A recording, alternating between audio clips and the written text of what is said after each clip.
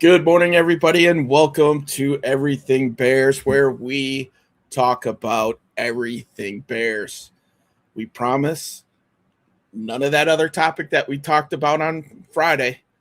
That is null and void this week. But let's talk about OTAs and let's find out what these rookies are signing for. Our class is all signed but one, and we will talk about it next. Mic check. Chicago check. Monsters of the Midway check. Every Sunday got the city on fire. Every episode taking Bears fans higher. Talking quarterbacks, linebackers, draft day dreams. Breaking down the game like a championship team. No hot takes, just football facts. Blue and orange faithful got our backs. From Hollis to today, we carry the torch. Welcome to the show. Pull up a chair on the porch. Everything Bears show. Bears, let's go. Everything Bears show. Everybody knows. Everything Bears show. From the lake to the road. Everything Bears show. Chicago, let's go. The Bears never sleep. And neither do we. Everything Bears show. Everything Bears show is off the chain. He's out of control right now. I'm out of control. Welcome back, Bears fans. Happy Sunday morning to everybody. Welcome back to the Everything Bears show, your home for everything Bears. Now, as Wedge just stated, we're going to stay off a certain topic. I know you guys are going to bring it up. It's already started in the chat.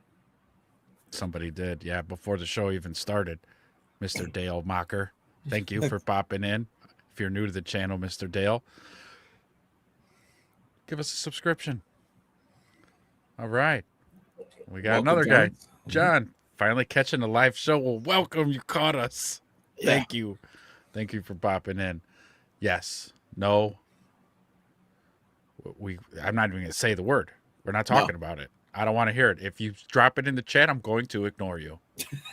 Unless you're new to the channel, like John or Dale. Or at least maybe John's not new to the channel. He's new to catching us live. Now, there were bigger things to talk about. We need to there were so many things going on that we haven't really got to sit and discuss the OTA stuff. Mm-hmm. Our rookies, how do they look? Are they under contract? Who's signed? Who isn't signed?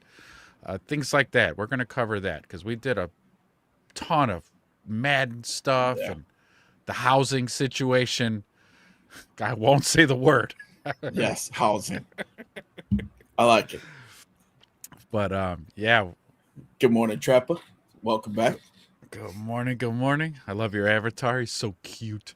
Big old meathead. But yeah, so let's talk rookie contracts. Let's talk about who's signed, who isn't signed yet. Let's get this out of the way. Yeah, so the good news is, as we alluded to in the opening, everybody's under contract except for one. You got a guess on who that is? Well, I saw Logan Jones. He's signed. Mm-hmm. Yep. I saw Thieneman finally signed. They signed at pretty much the same time. Mm-hmm. Is Xavion? Did he sign? Xavion's under contract. In the pecking order, you're just about ready to skip over him. So keep going. The big talent that Caleb was touting on the Kelsey Brothers podcast, Sam Roush. Yeah. He's the only one that hasn't signed yet, but by all reports, they are getting ready to sign him. I'm sure they're just waiting for a couple more people on either side of him to get signed so that they know where they're going to slot him. So we'll see. We'll see what happens. It's happening. We're going to have to talk about it. We're not even 5 minutes in. And James, thank you so much for coming out. Thanks for stopping in. So, yeah, I mean, from everything that I've been hearing, Sam's going to sign somewhere around 5.5. Now the debate is, what's the guaranteed money looking like? Because the guaranteed contracts for these rookies are starting to extend. It used to be first and second rounders. Now it's starting to come into the third round, and they're waiting to see other teams to kind of set the precedent, I'm sure. But for all intents and purposes, he will sign. We're not worried about that part, and it's probably going to be sooner than later. Good morning, Will. Bear down to you, sir. Welcome, welcome, welcome. Okay. Yeah, so I do have the contracts for the two young men that signed our first and second rounders. If you're interested in kind of seeing what they ended up signing for. Yeah, I'm definitely interested. Yeah, so Dylan Thiedemann, obviously we know he's the 25th pick overall in the first round. His contract is fully guaranteed. So yes, these rookie contracts are now starting to be fully guaranteed. And it's like we were talking about before. It's not just the first round rookies. It's starting to creep into the third and these later rounds. So basically, if you get drafted, you're getting paid, whatever the typical contract is for the position in which you got drafted. So let's take a look at it. So Dylan Thiedemann signed a fully guaranteed 4-year rookie contract, and with him being drafted in the first round, it gives the Bears that 5th round option. We're going to be very familiar with that process coming up with Caleb Williams. With an average annual salary of $4.87 million, and it included a $10.6 million signing bonus. Oof. So the total contract value, in case you're wondering what a 25th pick overall will make in his rookie deal, $19.5 million, all fully guaranteed. Woo. Signing bonus we talked about, 10.6. So in 2026, his base salary is $885,000. His cap hit is 3.5 with the signing bonus money being split up as well. So that's pretty hefty payday for the young man. It's a nice payday for him. It might not be as significant as it once was with the fact that there's NIL and all that good stuff there. But still, he's fully guaranteed. I'm sure that signing bonus hefted up the old bank account for the young man, and he's probably ready to move into some new digs and all that good stuff. So taking care of mom and whoever else he needs to. Yep.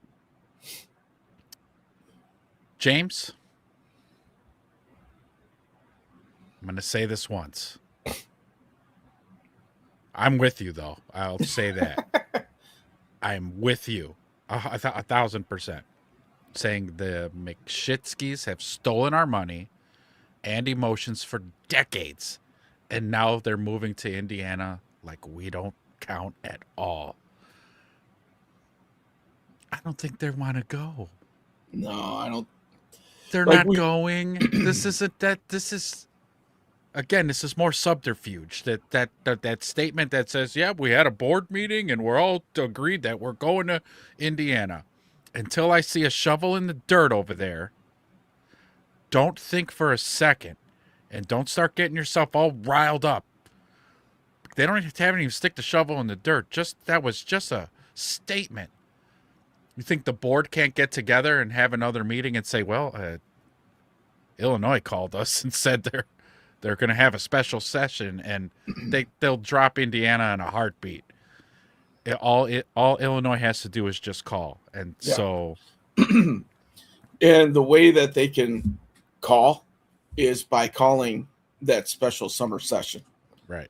That's the call that the Bears are looking for. To say, hey, wait a minute.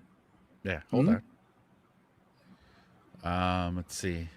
That's all true. Bears websites should be talking about nowadays. We're exhausted, James. It is all we've been covering between Madden covers and stadium talks. We have exhausted every angle we could talk about it, and I'm with you, man. Bears fans should be upset. There are some, particularly who live in Indiana, who are happy about it. But again, until I see his comment there, I know. But honestly, like, because I do have a little bit of a temper. I'm quick to ramp up. I can go 0 to 100 fast. And I've done it so many times that I'm just exhausted. And until I see a shovel in the dirt over there in Hammond, I'm gonna wait.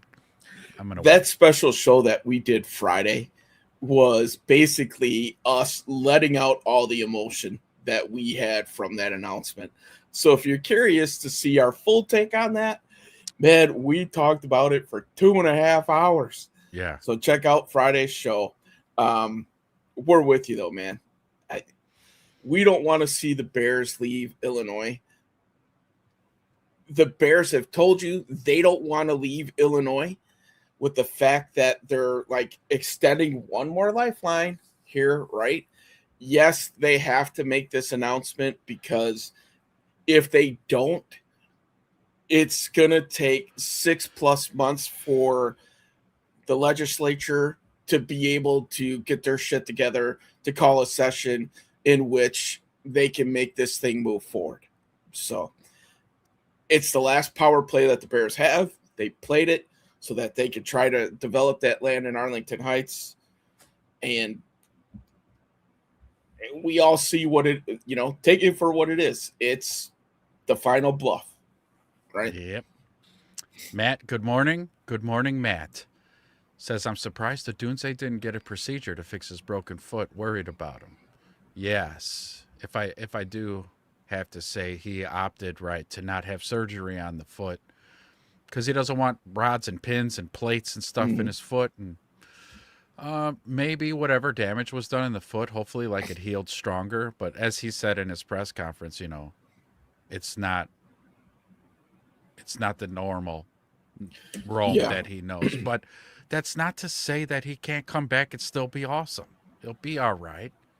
And I think we'll get into this a little bit more. We talked about it with the Crooked Commish when he was on, but we still have to kind of give our take on it as well, and we'll get into this a little bit as well.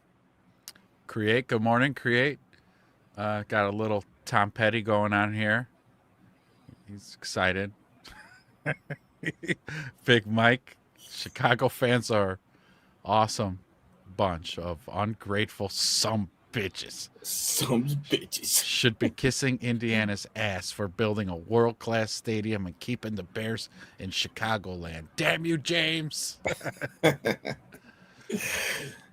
If you can't tell, Big Mike is from Indiana. Oh, he says, I don't know how awesome got in there. I'm angry typing. Okay. Angry thumbs. We call them angry thumbs. Let's see. Dale says Packers would never move out of Wisconsin. No, you're right. But they did move out of Green Bay. Well, so I don't think they were ever in Green Bay. So. Oh. Yeah, because, where do they play, Wedge? Ashwaubenon. There you go. So, which is literally butted right up to Green Bay. But, they also used to split their games in Milwaukee as well. But Hammond sputted up right against Chicago. Mm-hmm. Yeah. It's right there. You could see the skyline from across the lake. Everything Bears water taxis. Yes. Coming to a lake near you. That's right. Or near James the Bears, maybe. Why should the state of Illinois give a tax cut to the McCaskies? Haven't they made enough money from the state of Illinois?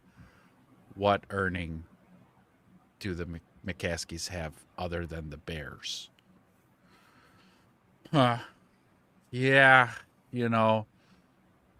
but the but Illinois sure did take their fair share of, that was kind of like a symbiotic, just cash cow for both parties involved. This is why I don't see why they can't come to an agreement on tax certainties. God, I hate the term tax certainties. Yeah. Anyways, these are all valid points, man.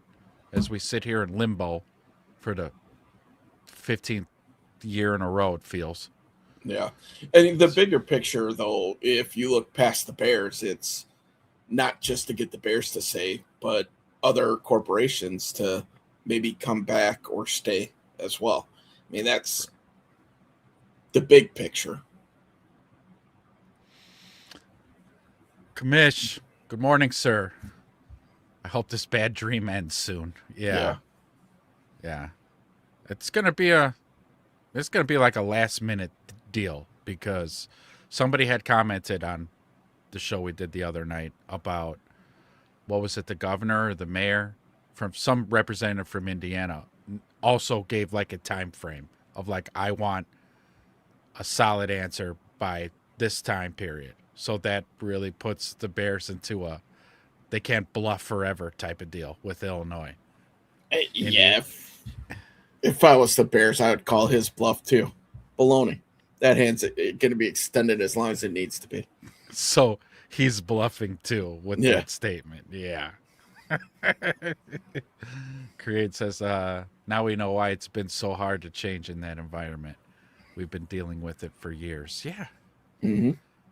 I think that's kind of like maybe create this. So that might be like an extra layer here of why Bears fans are so extra frustrated with the stadium business, is because, again, the trauma bond that all Bears fans share because of the organization just not being good.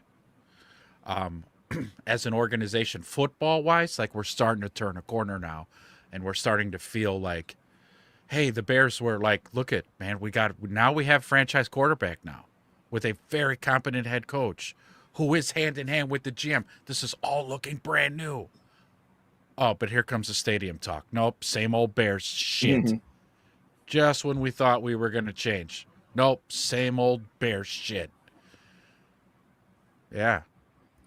Good call there, Create, if I read that right. Learn! Good morning. Good morning, sir. Create also says Chicago also made money renting out the stadium to other acts. And they took the concessions and everything else as well. Yes. Apparently everyone has a straight flush at this poker table. they all have shit. That would be a funny meme there. Is like, yeah, Illinois' holding shit hand.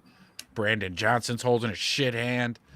Kevin Warren's got a shit hand. McCaskey's got a shit hand. They're all drawn to an inside straight. Yeah.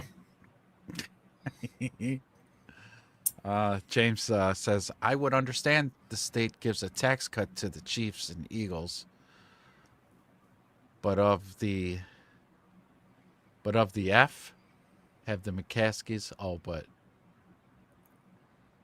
maybe it's WTF, have the McCaskies done for the pride of Illinois to deserve a tax cut from the state. It gets ugly. It's the politics of it, isn't it? Mm-hmm. Big Mike, you guys thought we were going to talk about the team today? We're all realtors now. Yeah.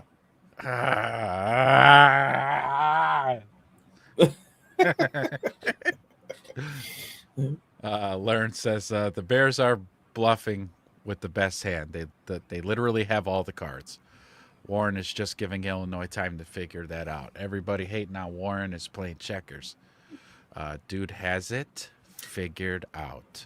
I mean, you look at one of the statements, and I think Courtney Cronin might have said this in one of hers, is as soon as they announced that they're moving forward with Hammond, Indiana, he was on the phone with his contacts in Illinois government saying, don't worry, we'll still talk.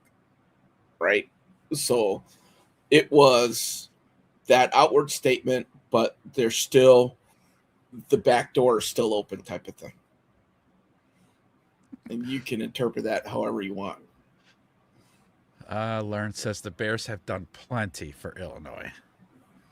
I would have thought it's not, don't look at it so much like what did Chicago or Illinois do for the Bears, and then what did the Bears do for Illinois? Like I just stated, they both made out like fucking bandits for the last 100 years. Like that should have been such a good relationship going.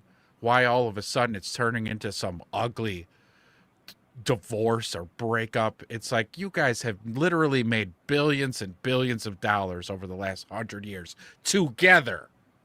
Yeah. I don't think one took advantage of the other or one got over on the other. No, they were both hand in hand, laughing their asses all the way to the banks on our backs. It should be like, what did Bears fans do to fucking support the McCaskies in the state of Illinois? Mm-hmm. What the fuck did we do? Then that goes back to maybe James's point early on when he first commented was like, that's where the Bears fan disgust is. Let me go up.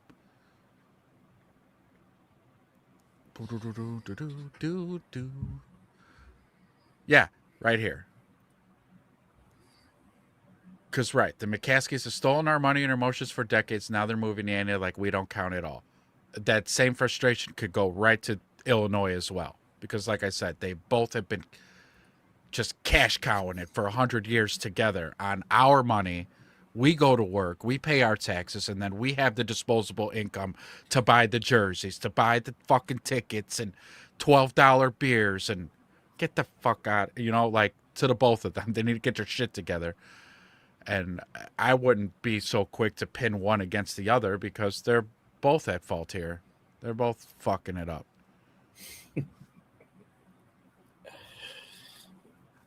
Big Mike, he says, man, learn. Chris was talking cash money shit on Friday. We tried to will you into the chat. Yes. We were like, where is learn? Yes. Where is learn?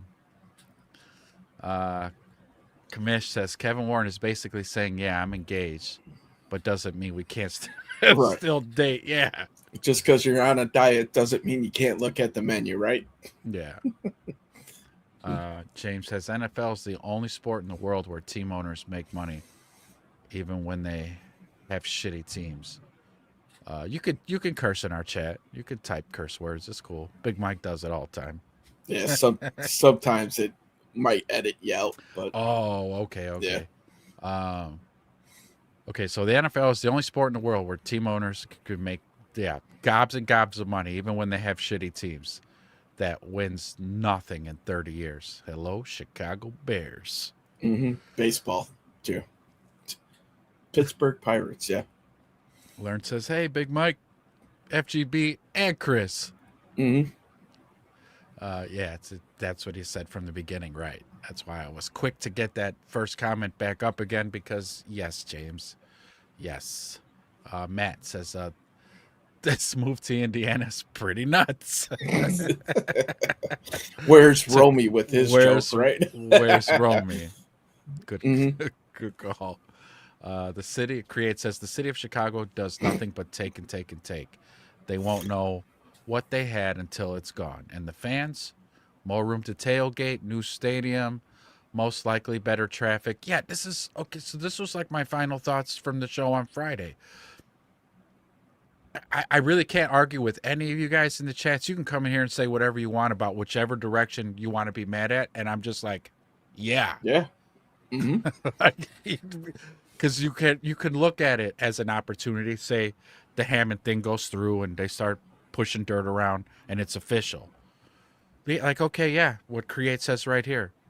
You can find silver linings. More room to tailgate, a brand new state-of-the-art facility, which is what they need.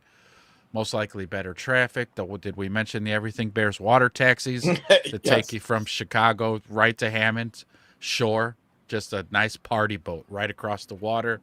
All right, we're still working out those details, but yes, and I see that point.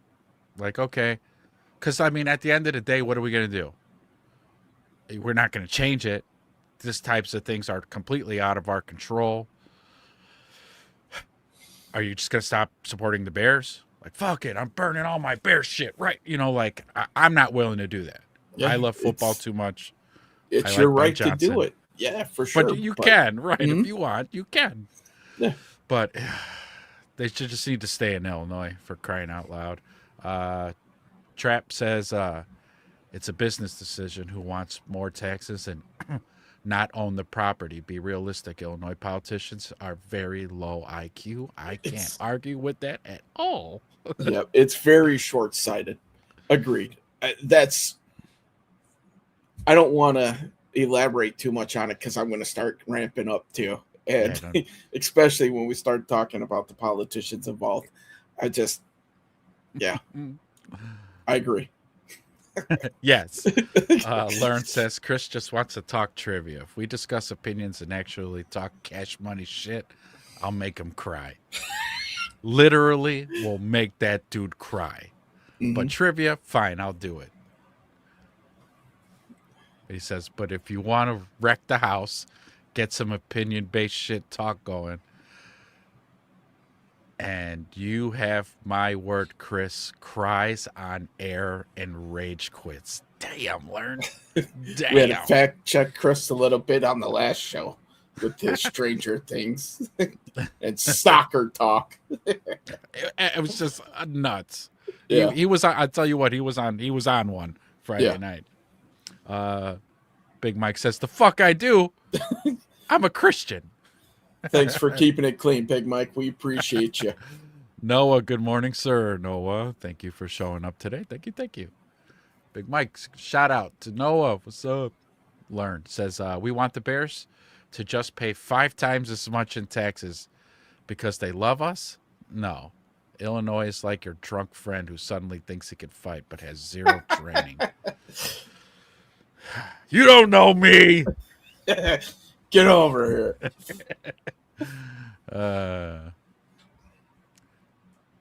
Yeah, but so this is kind of a point Wedge made too about this. Learn a little bit where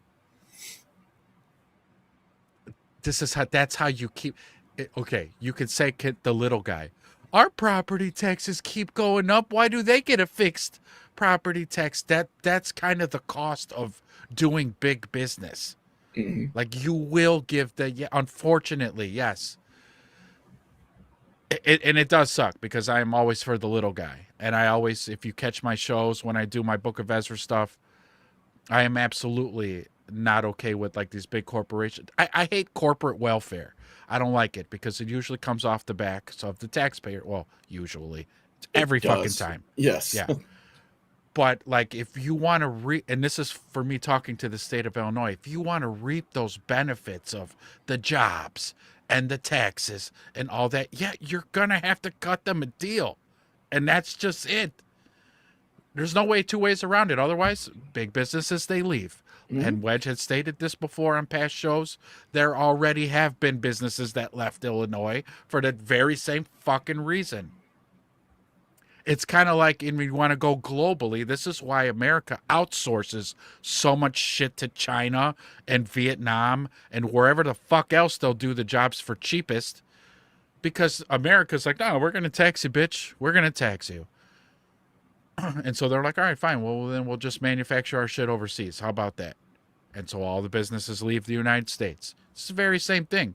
It is the very same concept. Same principle, yep. On the smaller state level scale.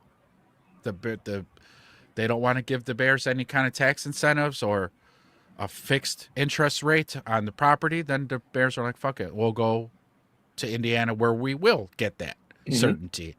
And it's just like, well, and so I'm all over the place on this. I could really make an argument every which way. And there's states out there that do tax certainty. Look at California of all places. The Rams and the Chargers, they have tax certainty on their stadium.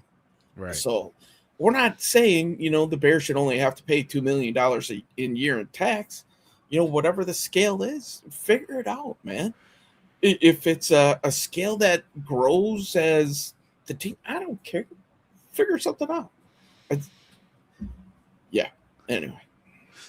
Create says, I'm a diehard Bears fan, never burned a jersey or anything negative like that. Just been disappointed with decisions until polls came in and started to see a real change from there. Mm-hmm. Amen. Learn says he's already, give me a mic and a beer. Chris is scared of dudes. I'll cry. Maybe Chris will show up, man. Maybe he'll show up. It's hard to get you two locked in on the same time. This is going to be tough getting you guys, because you guys are the first to go at it on the game show. You're our pilot, yeah. Yeah, don't forget that, Learn. You're the main event. You and Chris. James says the second the Bears move out of Chicago, a small market team will move into Illinois market, like Cardinals, Bengals, Ravens. Correct. Yeah, we talked about that for sure on Friday's show. That will definitely happen. Don't know the year. I can give you over under on the time frame, but eventually, I'll say. So, yep. Or if Goodell wants to talk expansion teams, they'll do that and just move them right into Soldier Field. There you go. Chicago Bandits or whoever the hell you want to name your team.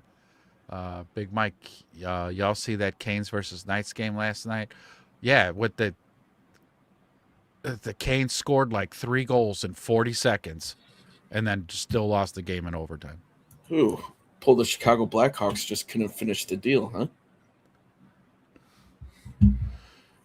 Nuts. That Stanley Cup Finals turned out to be, it's just entertaining. It's good hockey going on there. Learn says, big business always gets breaks. Doesn't matter if it's right. It's true. And Illinois is full of shit if they say that they're doing this for the little guy. And that has been their fucking excuse, which I, on the show on Friday, was like, bullshit. Wedge, go ahead. It's dumbfounding. Just, again, it's so short-sighted thinking that it just blows my mind. Since when, right? Yeah. Since when? Well, I can't in good conscience do this knowing that it's going to raise the property taxes of my constituents. Guess what, jackass? Even if they move, I guarantee you their property taxes are going up anyway. So don't use it. Don't use that as an excuse. It just, listen, we're not as stupid as you guys think we are. That's all I'm going to say. Yeah. Well, then they're like, then we need more fluoride in the water. Then it's not working. We need to spray more, right? It's spray heavier now. Now you're going to see more grids in the sky. Mm-hmm. Trap says Caterpillar, McDonald's, Boeing. Yep. Bye-bye, losers. Yeah. Exactly. Learn says exactly because of what you're saying, Ezra. That's exactly why it's Illinois who's bluffing. They have no cards. But yet they won't do the right thing, though. They still won't do the right thing. Yeah. What, Big Mike? I've been trying to piece my Bears gear together out of the fire pit. It's not going well. Well, no. James says, I offer to pay Bears taxes if they promise to win a Super Bowl in the next 5 years. If not, they have to give the team to me. I'm willing to chip in for that too, man. I mean, if they win in the next 5 years. And that's kind of the part of this, right? Like, we think that that's a realistic possibility now. So, that's how the team's looking. Yeah. And if we could stop talking about the stadium for 5 minutes, we could talk about the goddamn OTAs that happened. But I think we're in Super Bowl window now. Mm-hmm. Yeah. Sure, we don't have a stud edge rusher yet, but we made it to the divisional round. We were this close to beating the Rams. Super Bowl window is open now. Got all these studs on rookie contracts. Like, get the fucking stadium deal done. Noah says, Learn, I'll see you in the finals. Mm-hmm. Commish, 2 of those Hurricane goals were scored off their own player. Matt says, it's a fact that manufacturers are on a shoring back to tax and business-friendly states, right? Texas, Florida, South Dakota, Nevada, South Carolina, Tennessee. That benefits the employees. Yeah. Yep. Yeah. It would just, I went on the damn rant on Friday. Again, the Bearstopia in Arlington Heights would buy so many Americans' homes, pay for mortgages, quality of life. I mean, those contractors building and the laborers building that whole project are just going to be eating steak for dinner every night. Yeah. And Illinois just won't budge on the damn tax certainties. And so they're essentially roundabout saying, fuck you, taxpayers. Fuck you, pay pigs. You're going to pay regardless, whether there's a stadium here or not. Learn says, hey, okay, I got that Discord shit. We got to start talking about this Chris wreck. Yes. Yes. So you're in there now. You're in the Discord now, Learn. Excellent. Nice. He says, we do have 2 stud edge rushers. Okay. All Booker right. I and like Sweat, that energy. right? Yeah. I'd like that energy. Okay. I'd like that. If we could talk about the damn OTA so you could know that Sweat actually had missed a few sessions during the OTA. So what's that about? And before I forget, Ryan Poles is a fraud. Someone who does not believe in King Poles. Okay. Matt asks, can you guys play Xavier Thomas's block against the Florida Gators? It's a short on YouTube. Yes, we can. I just need to look it up. Vince, what's up? He says, what edge rushers? Mm-hmm.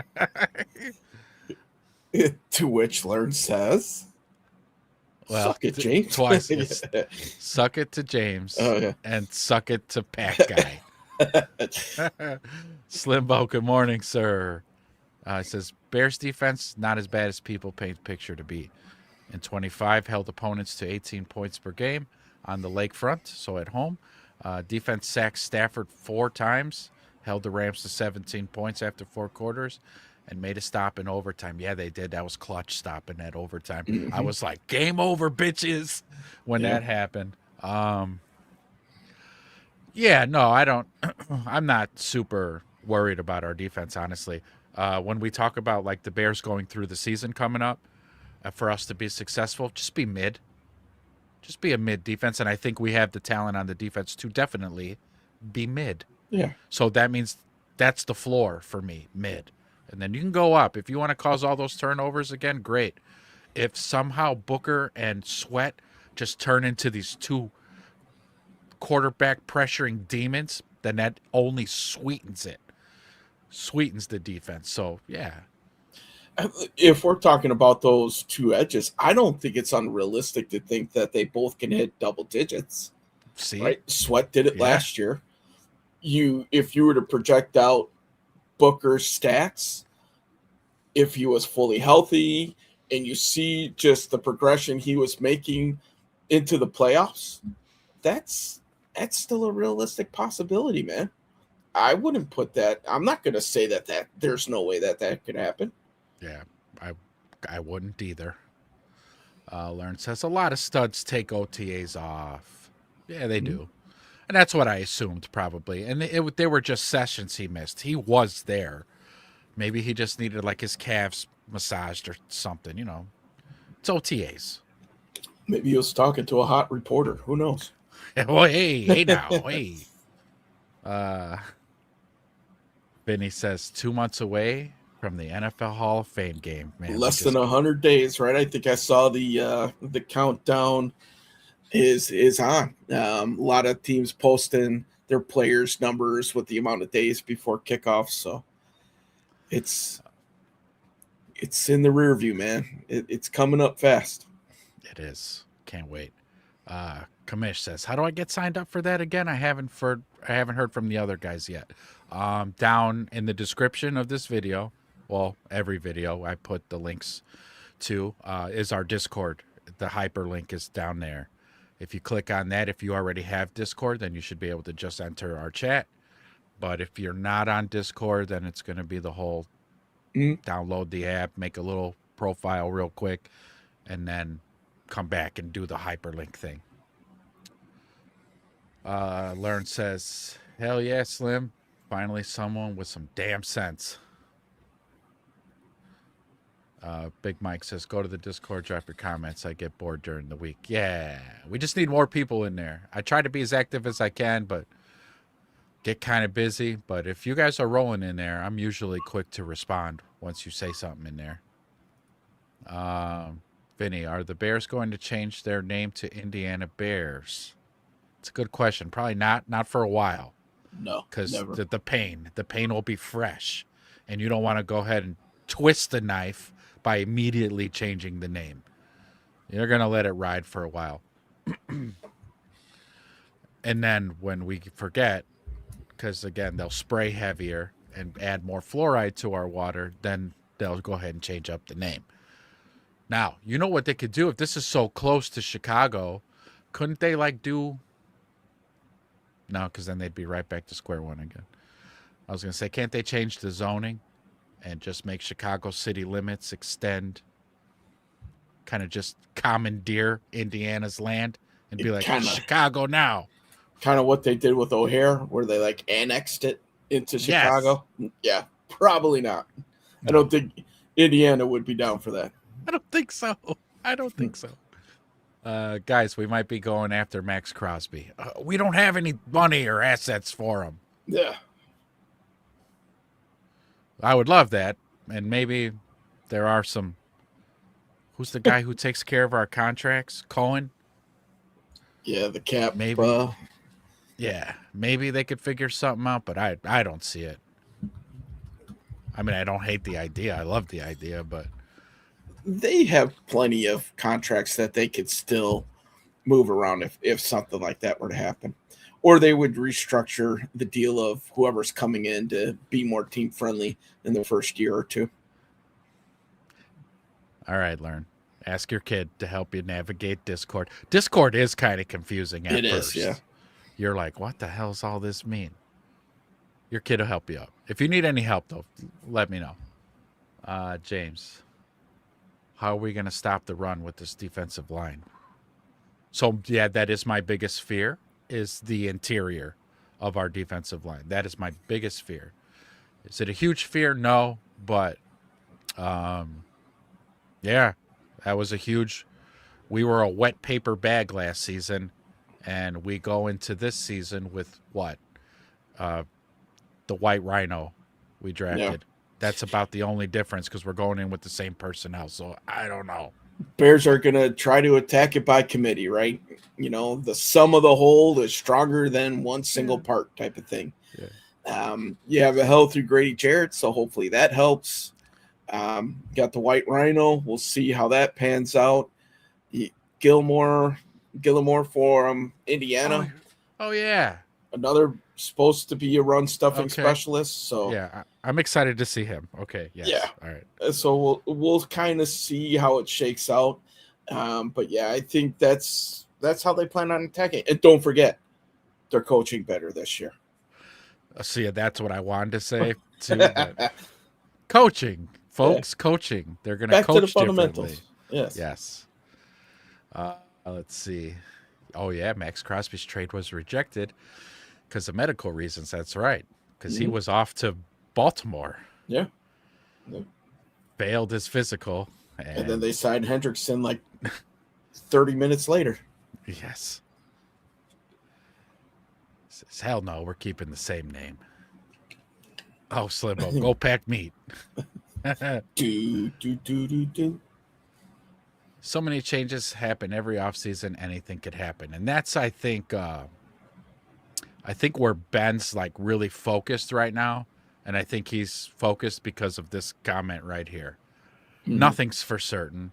Okay, year 2 in his system and all these things, and they all sound good. And for the most part, that is kind of how things progress. But with this comment right here, it's a whole new season.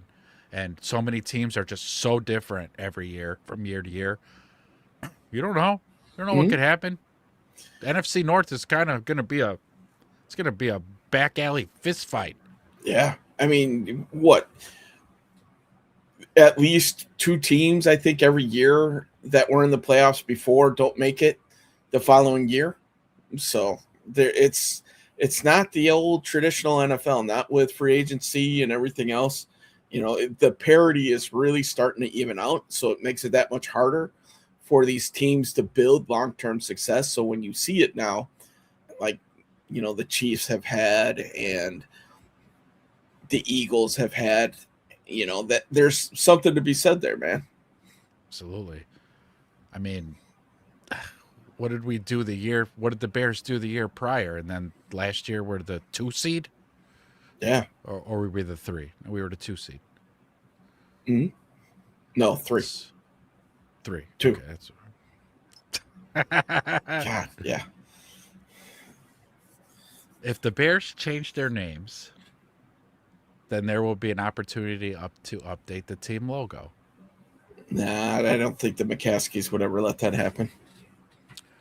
When they kind of did a couple years ago, or last year, or the year before, it was always the C, and now they want to go by the Bears face. Yeah, but So when it comes to the uniforms, they're about as traditional gets. Ugh, I know. Let's see if that works, Commish. The Midwest Bears. That's their new name. No, I like the moniker I gave them better. It is the Chicago Bears of Hammond, Indiana, at Cracker Barrel Stadium. Cracker Barrel Stadium. Yes. Guys. All right.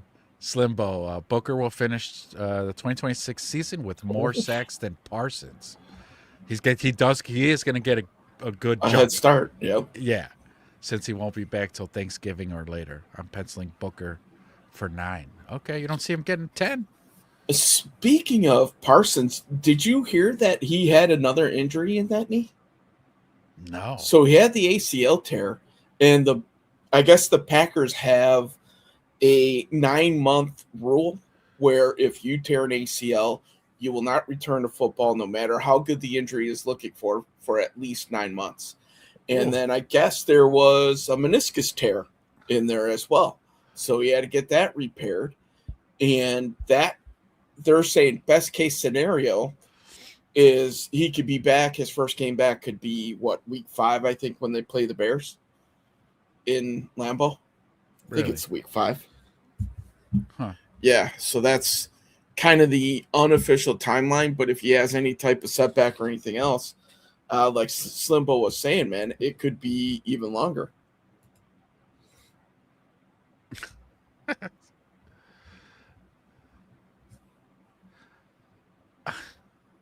Learn's not trying to be mature. Yeah.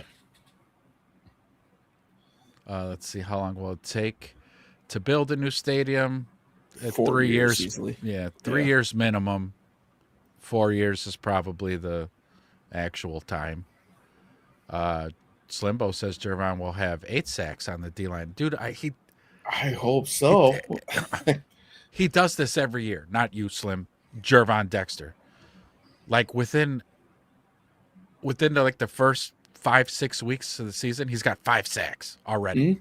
Like he comes out of the gate super fast and hot, and then you don't see him for the rest of the season. So he can get 8. I think the kid's got 8 in him because, like I said, he'll get to 5 real fast. I don't know what happens to him the rest of the season. Well, he's had 6 sacks, I think, for the last 3 years, one with a 6.5 sack season mixed in there too. Yeah. So he's got 8. He shows flashes. It's just he's inconsistent, and it takes him forever to get out of his stance. Yeah, that's a problem. Learn says, I don't like the Packers. I don't like Go Pack, and I don't like Chris. Go ahead and add all of Green Bay and your cheese-loving butts. Asses. Yes.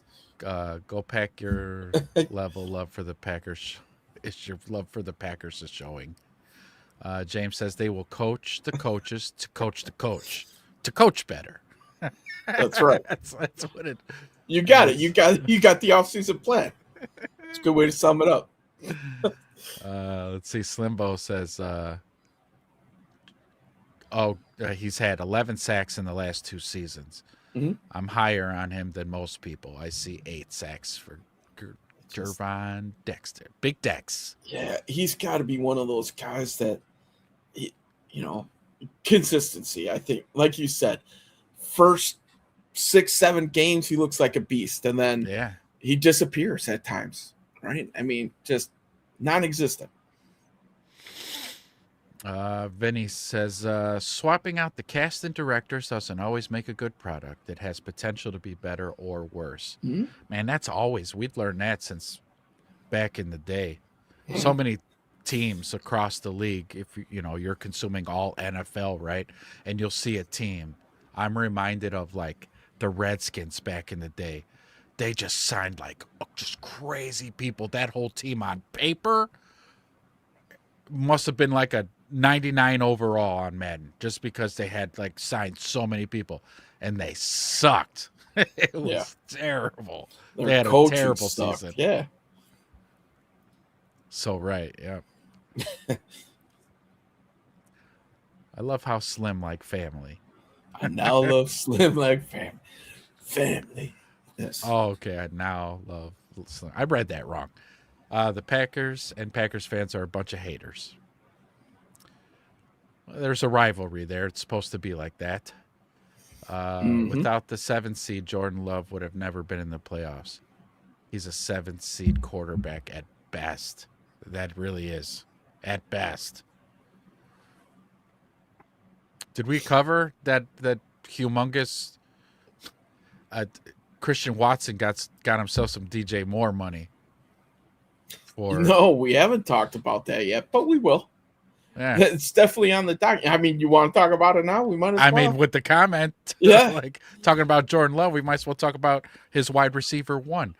Yeah, just recently extended. And we could direct this at Vinny. Vinny, man, how you feeling about the Packers signing or breaking off $110 million for Christian Watson?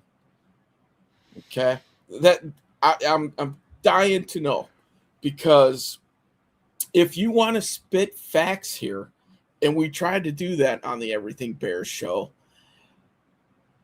Christian Watson's career high in receiving yards for a year is 620 yards.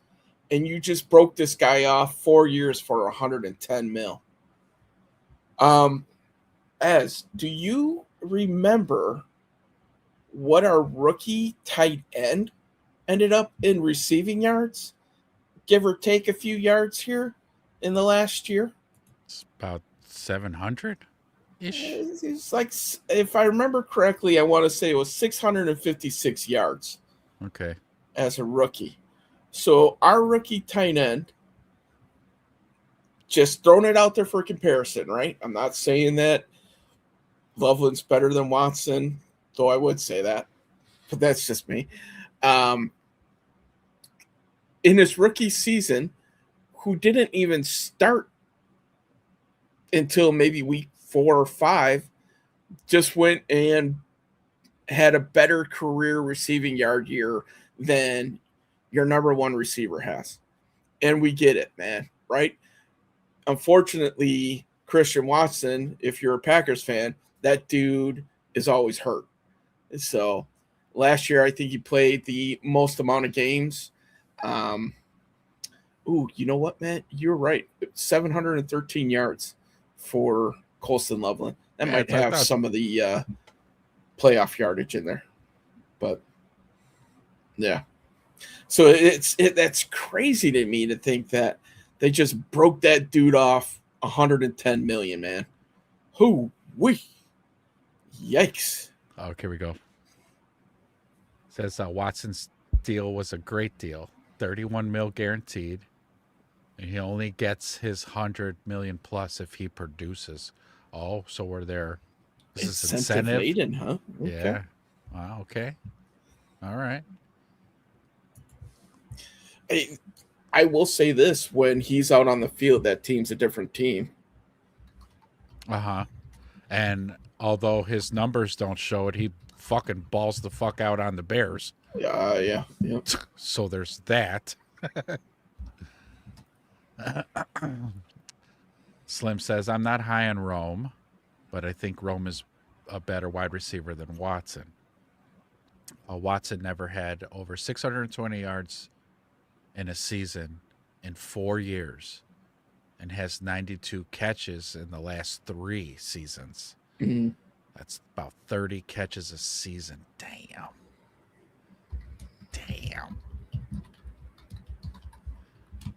Tom Waddle had more yards than Watson. And Matt LaFleur can suck it too. Vinny says Watson is a Christian man and he has a great attitude. That's important. And I'm not being sarcastic at all when I say that. Oh, yeah, 100%. I mean, for being a Packers player, I have no ill will towards him other than the fact that he torches the Bears from time to time. So. Right. But having a great attitude, that's super important in a player. You don't want, him to be only catching 600 yards and be a dick about it in the locker room, like, dude. Let's see. Slimbo says Burton's rookie season, more yards than Watson has had in 4 years in the league. That's what I'm saying, man. Like, and they just broke this dude off a huge contract, man. To your point, Slim, seeing how I have the stats up, Burton 47 grabs for 652. Woo. Yeah. Howard Hall. Good morning, sir. Good morning, Howard. He says Booker, Dio, and Big Dex will have to improve. Anxious to see how Shamar Turner will look after his injury recovery. Yeah, that's the big question mark right now, right? I mean, that could help make this line look a little bit better or stagnant.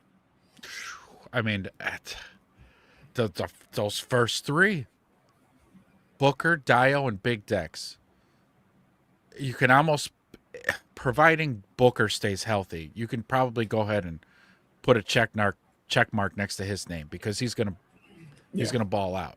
He just needs to stay healthy. But the Dio and Big Dex thing, like, hey, let's put it like this, man. Can Dio get any worse? I don't think so. Don't say that. Sorry, I put that out in the universe, but golly. He probably could, believe it or not. But yeah. Well, if he does, he's going to be carrying fucking the White Rhinos pads to and from the locker room. Yeah. And the Shamar Turner thing. I was excited to see him last season, but he got injured early. Mm. So he's had a long time to recover. And when he comes back this season,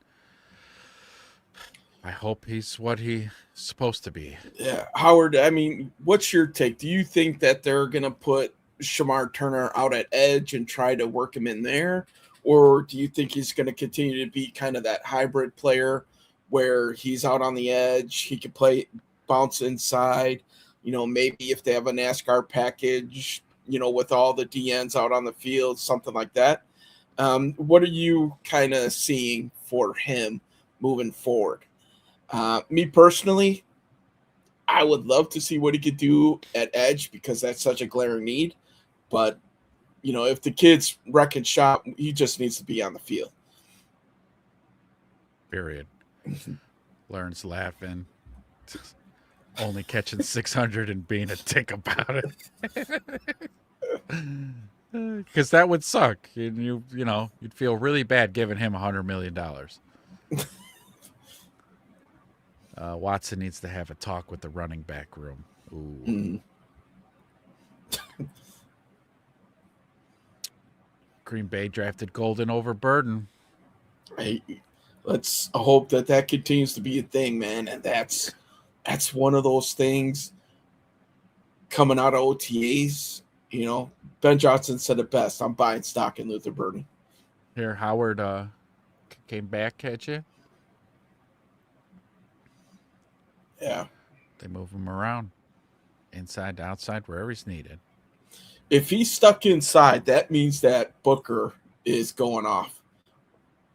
Or we sign maybe another person right before the season type of thing, like one of those veterans. So, yeah.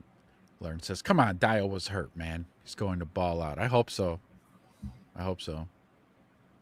Burton was pissed that Golden was drafted before him. Mm-hmm. He has big chip on his shoulder to prove he should have been a first-round draft pick. Burton was not happy about dropping to the second round. No, he wasn't.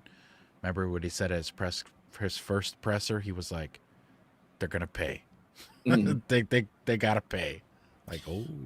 He's kind of an interesting case. As we've gotten to know Burton more and more off the field through, like, these throwing sessions that they've had, you see kind of a loose fun-loving guy, good teammate type of thing. But when he's on the field, he's force choking people, taking no prisoners. I love that. 100% love it. Love it, love it, love it. And he has been, to try to stick on OTAs here. Mm-hmm. Luther Burden has been a big talk about all of the OTAs, both sessions. Yep. The coach himself had said, and that's big praise coming from Ben Johnson, especially at this early in this season, because he's kind of been really dialed in. I want to say Ben's been kind of a dick because he's just focused, right? And so for him to come out and say, when asked about Luther Burden, he's like, I'm buying Burden stock right now. Like, holy shit, okay. Yeah. All right. That's about as high of praise that you're going to get from the coach compared to anything else, man. You didn't even really hear him say stuff like that about Caleb over the last few years. No. Not to that extent. Yes, he's, it's always, he still has more to learn. He's starting to figure it out, stuff like that, but not, I'm buying Caleb Williams stock. I'm not buying a fresh copy of Madden 27. Nothing like that. Don't even ask him about Madden 27. Don't even ask him.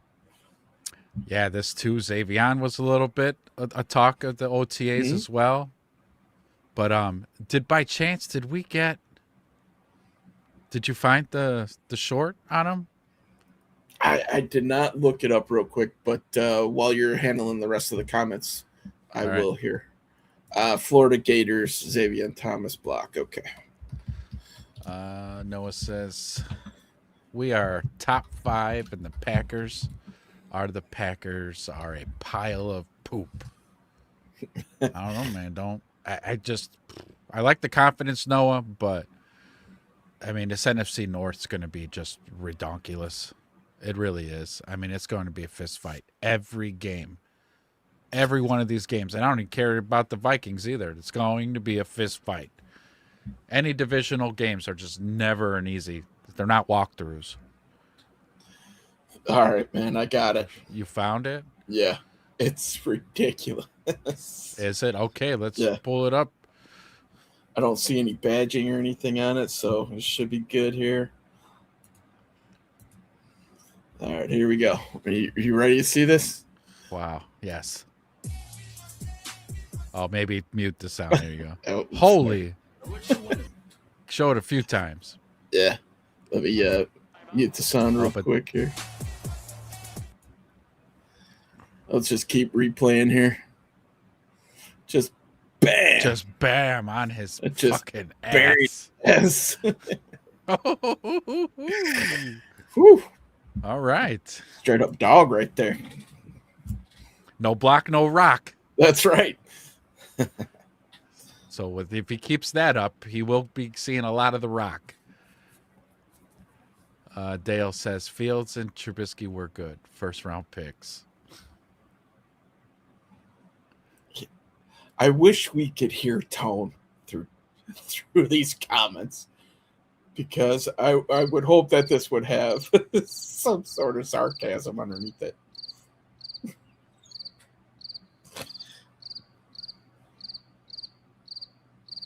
Okay. Letting it marinate a little bit. I am trying to decide, are you being sarcastic, Dale?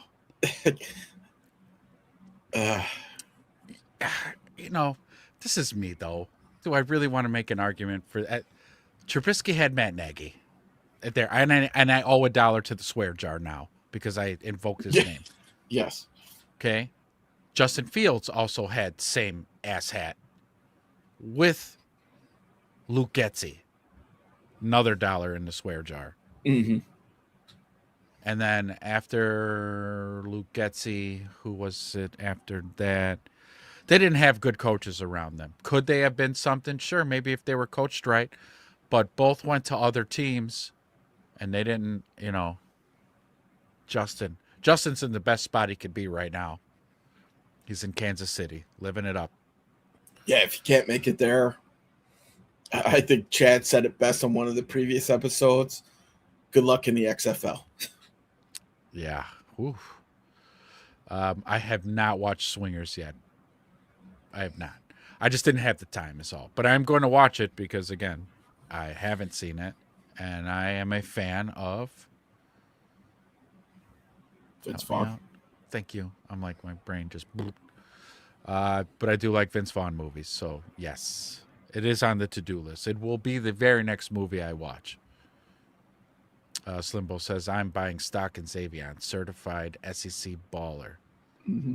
He was destroying Stevenson at OTAs. That's what I heard. I heard that, which isn't good for Tyreek. Tyreek has always had trouble with those fast receivers, though. He's a bigger corner. So, Montez, thank you for joining us, sir. Thank you. Montez says, hopefully Austin Booker will have a breakout 26 season, at least 10 to 12 sacks and a lot of hurries. That's what I'm thinking. He's going to hit 10. If he goes over, that's just a bonus. But the hurries, I want to see him just be disruptive. Absolutely. Just be in the quarterback's face. I could settle with 8 sacks and just his pressure rate is like through the roof, like 13, 14, 15% type of thing. I mean, that changes the whole dynamic as well. And it makes me a little nervous when we're talking that we're pinning a lot of hopes on this defense on one guy.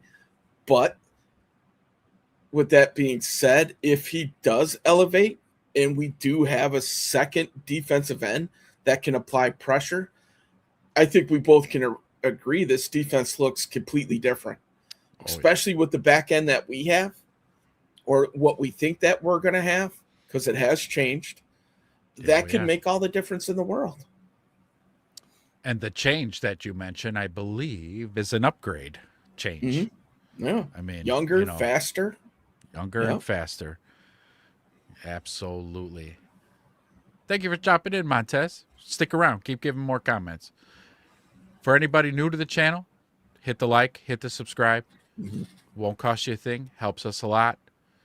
We truly appreciate it. Learn. I'm with you, Noah. Packers are taking some ass whoopings this year. Oh, yeah, because Learn had set up here. Easy division. I like your confidence, Learn. If that's one thing I love about you, it's your confidence. Yeah. That picture on your avatar describes you perfectly.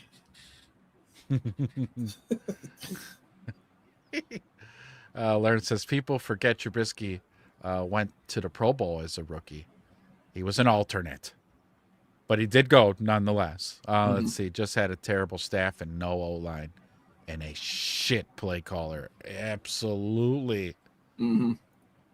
Dale says, just pointing out, great picks by the Bears. Yeah. Up above. Of course I'm being sarcastic. We thought so. Or maybe we hope so. We hope that's what you were saying. Yes. Let's see. Big Mike says, Bears did Justin a solid by sending him to Pittsburgh. And Pittsburgh said, fuck this guy, or you're going to the Jets. It was a bit like that, right? He did all right in Pittsburgh. Yeah, he started off 4-2, didn't he? 4-2. Or they turned the reins over to Cringerus. Yeah. Let's see. So Noah says a lot of people talk shit about our team. And then they saw who for real we were. Or they saw who we were. Yeah. Yep. Speaking of, what were we talking about earlier? OTAs. Well, we were talking about contracts. So we went over Thienemann's contract. Yes. I got Logan Jones' contract up here as well, if you want to start going over that. Yeah, because you covered Thienemann's contract. Now the next one to sign there, second round pick, Logan Jones. Yeah, Logan Jones ended up signing for 4 years, $8.4 million, so $8.5 million roughly. Got a $2.6 million signing bonus. Look at that, man. $8 million difference between the first and second round for signing bonuses. And he got the lifetime supply of ketchup. Don't forget about that. That's right. Yeah, so the way that his salary breaks down, $855 million base salary for 2026. So with a $654,000 signing bonus prorated, $1.5 million against the cap. 2027 bumps up to 1.2, 2028 1.6. So 1.9 and 2.3 million cap hits respectively. And then in the final year of his deal, $2 million. Same signing bonus, $654,000 prorated, 2.6 against the cap. So that's going to be interesting, man, to see, if we're talking contracts for him, like Learn is saying, such an important position. The Bears have wanted to solidify this position for years. Unfortunately, we had a Pro Bowl center last year that decided he was done. I can't fault anybody for that, right? Health, longevity, quality of life moving forward. The dude made his money, right? Obviously. So if he can be the person that the Bears think they are when they're drafted, this position could be solidified for the next 10 years. It could be the Caleb Williams and Logan Jones show for the next 10 years. Think about that. How awesome would that be? That would be the shit to have a center quarterback combo to be the guys for the next 10 years. And yeah, being as that he was the best center in the draft and possibly going to give Bradbury a run for his money for the starting job, this is going to bode very well for Caleb Williams and these new look Bears. Yeah, for sure. That's one of the positions that I'm going to keep the closest eye on going into preseason is this battle here. I don't think that it's unrealistic to think that Logan Jones could play just as well as Bradbury. They're on even ground right now. Bradbury's been in the league, so he's got that advantage of knowing what it's like going against NFL talent, where Logan Jones does not yet. But at the same point in time, they're the same size, same type of athletic profile. Logan Jones had 50-plus career starts in college, playing in the Big Ten, so he's playing against big-time competition.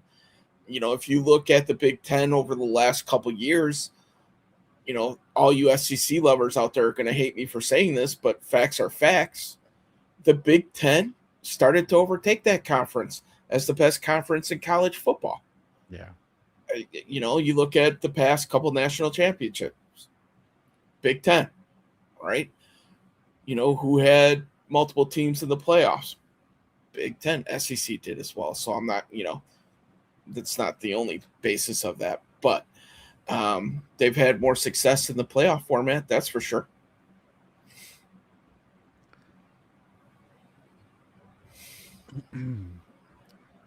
Good news, Slimbo. TJ Edwards was out there during OTAs. Mm-hmm. Yeah, I wanted to talk about that a little bit. So he's looking like he's going to be able to participate. He's going to be ready for camp. He wasn't participating in any of the contact drills, but he was warming up with the team, still a team leader. My big question is he going to be on the team by the end of the year? Ooh. And if any of you guys have any comments on that, I'd love to hear what you guys are thinking out there. Is he, or should I say, does he fit the mold of what the Bears were trying to do in this past offseason? Is he one of those guys that can run, add speed? Because that's one of the parts of his game that isn't quite there. He's not the fastest guy in the world, but with the instincts that he plays with, he plays a lot faster than what he is necessarily. We saw the combination of Edwards and Edmonds get exposed a little bit when it came to some of those crossers. Think about the Bengals game. That they got exposed. The Lions games, same type of thing, man. Like, you saw it. That's why they wanted to get faster, especially at the linebacker position. Is this a thing where DeMarco Jackson overtakes him based off of the athleticism? And if that happens and DeMarco's wearing the green dot, TJ Edwards now becomes an expendable piece, maybe an asset that a linebacker needing team might be interested in, because he's got great leadership skills, came to us from the Eagles, so he's got that type of pedigree, for lack of a better term, in terms of being in winning cultures and whatnot. And he is a leader. So, do we have enough of those guys in the locker room? I don't know. Is it something with, you think about what they're saying about these future drafts, that the next year's draft is supposed to be loaded. So do you try to grab as many picks as you can so you can continue to build on this young nucleus? I don't know, man. He might be this year's DJ Moore for me, where, we thought about DJ Moore being the one who was going to move by the trade deadline. It didn't happen. It waited till the end of the season, but it's a pretty popular opinion. It's not, I'm not the only one thinking that. But I'll be curious to see how it goes. I am. Now that you just laid all that out like that, I'm like, you know what? Linebacker is going to be one of these positions I'm going to be paying much attention to during the preseason. Because when those preseason games come around, you're going to get an idea of what the depth chart, how it's shaping out by who's in there when the ones are in, who's in there when the twos are in. So, DeMarco Jackson's faster than TJ. Yeah. And so we got Devin Bush. So if we're running lots of nickels and hybrid things like that, and you've got DeMarco and Devin Bush out there, where's TJ? Right. On the sidelines cheering?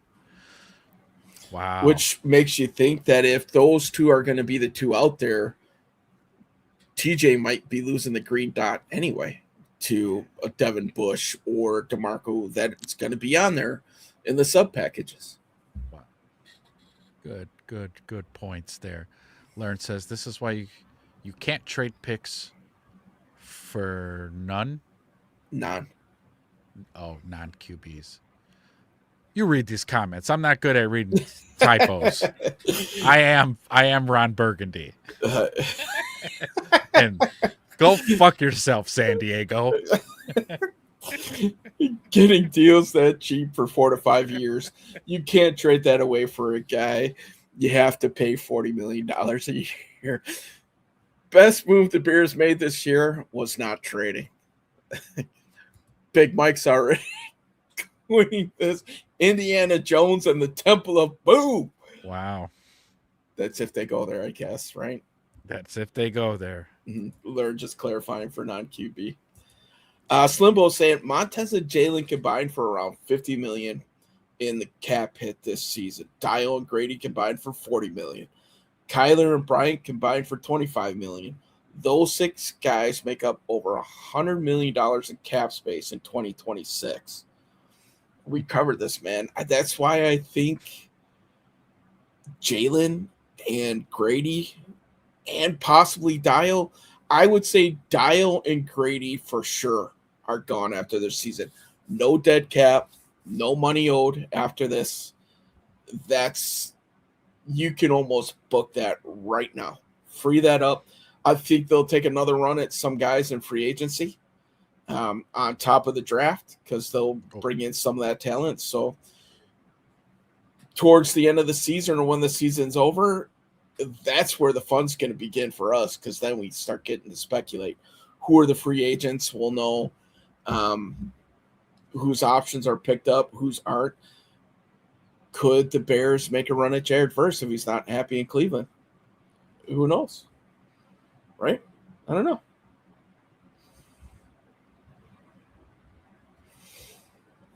Montez and Jalen. I see Montez sticking around. Jalen, he has to ball out, man. But still, with that type of cap hit, I don't know if Jalen Johnson necessarily fits the football is life mold that the Bears are looking for. They have him. They're under contract. They'll love him while he's here. That one, to me, is the one that's going to be up for debate, I think, at the end of the season.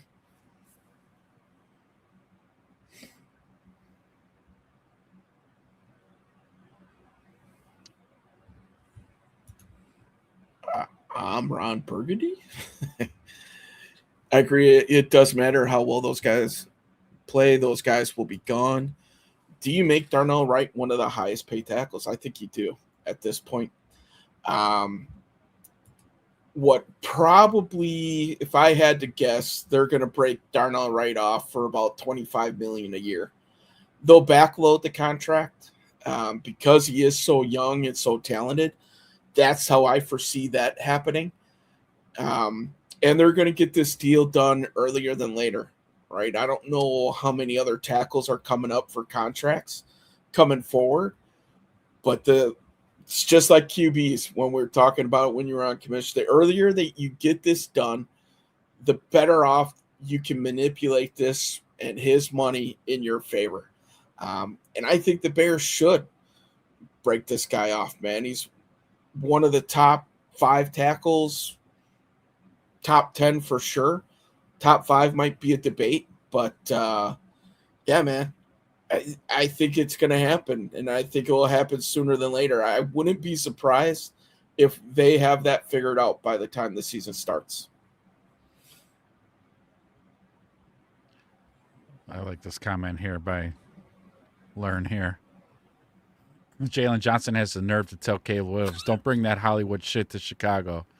Turns around, wears a red suede cowboy fucking suit to primetime games. That's great. That was a hideous ass outfit he wore that night. Yeah. I'm sorry. And I'm not, I don't hate on the cowboy hat look if that's what you want to do, but that red velvet just was terrible. Was terrible.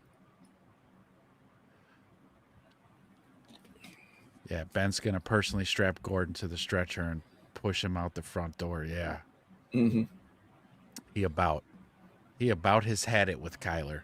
This might be Kyler, even though they just extended him last season. This might be Kyler's. Woo. Yeah.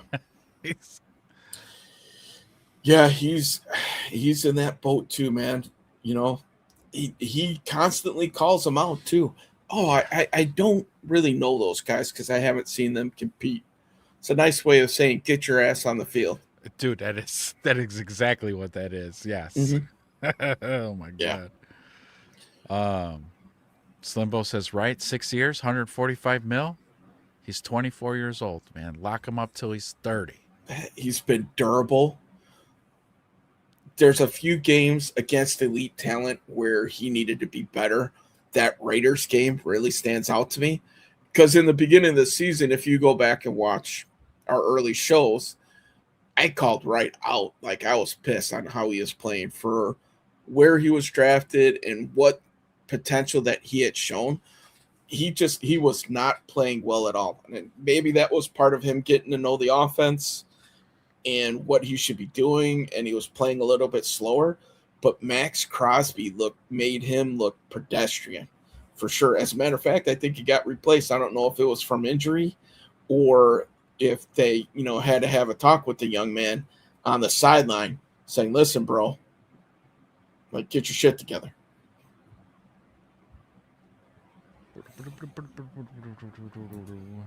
Oh, go ahead. Sorry. Packers were stupid for letting Romeo Doubs walk away to the Patriots, and Patriots put together a pretty good team, man. Historically, the NFL wants teams that invest in a new stadium to be good. Stop taking fashion advice from Cam Newton. With the feathers in the hat and the whole nine, yeah, for sure. Yeah. Pay the man. Shit. He can fill in at receiver and punt returner if you need him. Yeah, those videos with him making that one-handed grab and cartwheeling down the field, the dude's a unicorn, man. So, so Damien's coming in here. Question, I don't mean to be a dick, which usually means you're going to be a dick, but But why are we bitching and crying over a stupid stadium? Like, they are far more important things to worry about compared to a stadium. Plus, in my opinion, the Bears haven't done shit.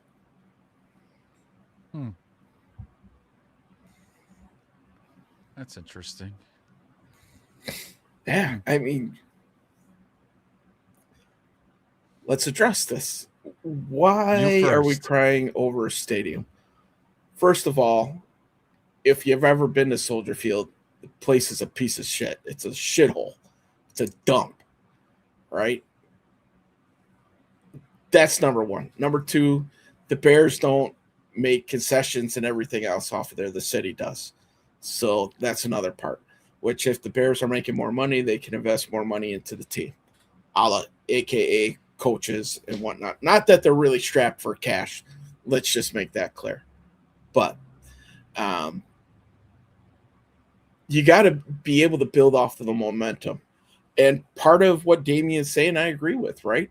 They haven't done shit. They had one good year. Now they have to back it up. Because if they go 4-12 this year, we're all going to be saying, oh, same old Bears, right? But if they go on a run where they make the playoffs 6 out of the next 7 years or whatever the case may be, then I would have to disagree with that, right? It's all hopes and dreams and everything else until it becomes reality. But until then, you know, it seems like they're starting to build it the right way. We have a quarterback of the future that is one of the most exciting quarterbacks in the league. This is going to be a big year for him, right? He's got to make that same type of jump that he made from year 1 to 2 to 2 to 3, where he gets better. Because if he keeps playing at the same level that he was last year, I don't think that's going to be good enough moving forward. And I think we can all agree that we're all expecting that jump, year 2 in an offense, being comfortable. You know, it's one of those things where you look at everything that they've done in terms of rebuilding the roster, making it faster. It's an exciting time to be a fan, man. That's for sure. They're starting to do the things that we always wish that they would have done in the past. They have an organization in which people want to come to. It's not a complete dumpster fire. They're not going to turn over coaches every 2 years because they suck and they made the wrong decisions. Head coach, at least. Some of the coordinators to be determined, right? With Press Taylor and DA. You saw how many coaches from their staff last year got promoted to different positions or took, play calling positions like Declan Doyle did. Eric Bieniemy went to Kansas City to reunite with Andy Reid. That tells you something. When people are actually looking at your coaches to bring onto their staffs, that tells you that you're doing something right. And that's one of the downfalls of success, I guess, is that people want a piece of your success and they're going to try to take it from you. So those are good signs that we're doing something right here. Okay, my turn. Mm-hmm. Also, stadiums being built and stadium decisions aren't based off of merit, unfortunately, Damien. Mm-hmm. You don't just get to go to the NFC Championship or the Super Bowl, say 3 out of 5 years, and go, you get a new stadium. It's up to the business owners what they want to do. And so the McCaskies owned the Bears, and they felt it was time to move away from their deal with the Friends of the Park in the city of Chicago to build a state-of-the-art stadium, which, whether the Bears have been good or they sucked, isn't up to us whether the McCaskies want to build a new stadium or not. So that's why we're talking about it, because that's what's on the agenda for the McCaskies to do. But to piggyback off what Wedge was saying, that the organization is starting to turn a corner now. So the timeline's kind of running together or parallel, the two things. It's not like we still have Eberflus as the head coach and a shitty team playing right now. The team's good. And so, but again, it's unfortunately stadium deals aren't done off of merit. And so, yeah, so that's where we're at. Not like the exciting whites in their Carhartts and Wranglers. Noah saying the Packers have no chance in hell on beating us. I don't know if I'd say no chance, but we're going to make it a lot tougher. Just following up on his comment to deserve a stadium. What team right now can beat the LA Rams? Oof. Seahawks? I think would be one that could give them. I tell you what, man. So look at what they did. They got Myles Garrett, right? You think of teams that have good offensive lines. You got to have a good secondary to match up with them. I can think of one team that has that, right? It's a team that we know very well, inside and out. What if Aaron Donaldson comes back? Aaron Donald, not Donaldson. I don't know why I keep calling him Donaldson. I got Seattle's quarterback on the brain here. It's all cross-pollinating. Aaron Donald comes back. Well, then you would need to have a really good guard that would be able to try to block him one-on-one. I know a team that has that too. To where if Myles Garrett's left alone on a tackle, you might have to run a lot of 13 personnel to chip them and block. I know a team that does that as well. Not that I'm going to come out and say, oh, it's a lock that the Bears would be able to beat the Rams, but they have the ability to match up with them. I don't think the Rams are going to go 17-0 this year. They're not going 17-0. It depends on the health. It's like any team, right? Can Stafford stay healthy? Puka Nacua and Devontae Adams, what does that look like this year? Granted, they're two all-pros, so it's probably going to look pretty good. They run a lot of 13 personnel as well. Yeah. But it's like that. So they got Myles Garrett, but they lost Jared Verse. So it's not like both guys are on the team. Until Aaron Donald signs a contract, for me, mapping this out in my head, he's not a part of the defense. Mm-hmm. NFL teams have gone up against the Browns for a long time, and the Browns suck ass. It's you can negate a Myles Garrett by 13 personnel, like Wedge just said, and chip him all fucking game. You won't hear his name but 2 times all game. So I think the Bears match up against them well. Any other teams that run 13 personnel probably match up against them quite well. San Francisco with a dynamite left tackle could probably match up against them pretty well. Yes. So I'm with Wedge. I'm not crowning the Rams. Are they going to be a good team? Sure. But are they going to go 17-0? No, they're not. Yeah. Could they be vying for the number 1 seed in the NFC? Absolutely. Right. Right. But there are going to be teams who match up against them quite well. And the Bears are one of them. Yeah.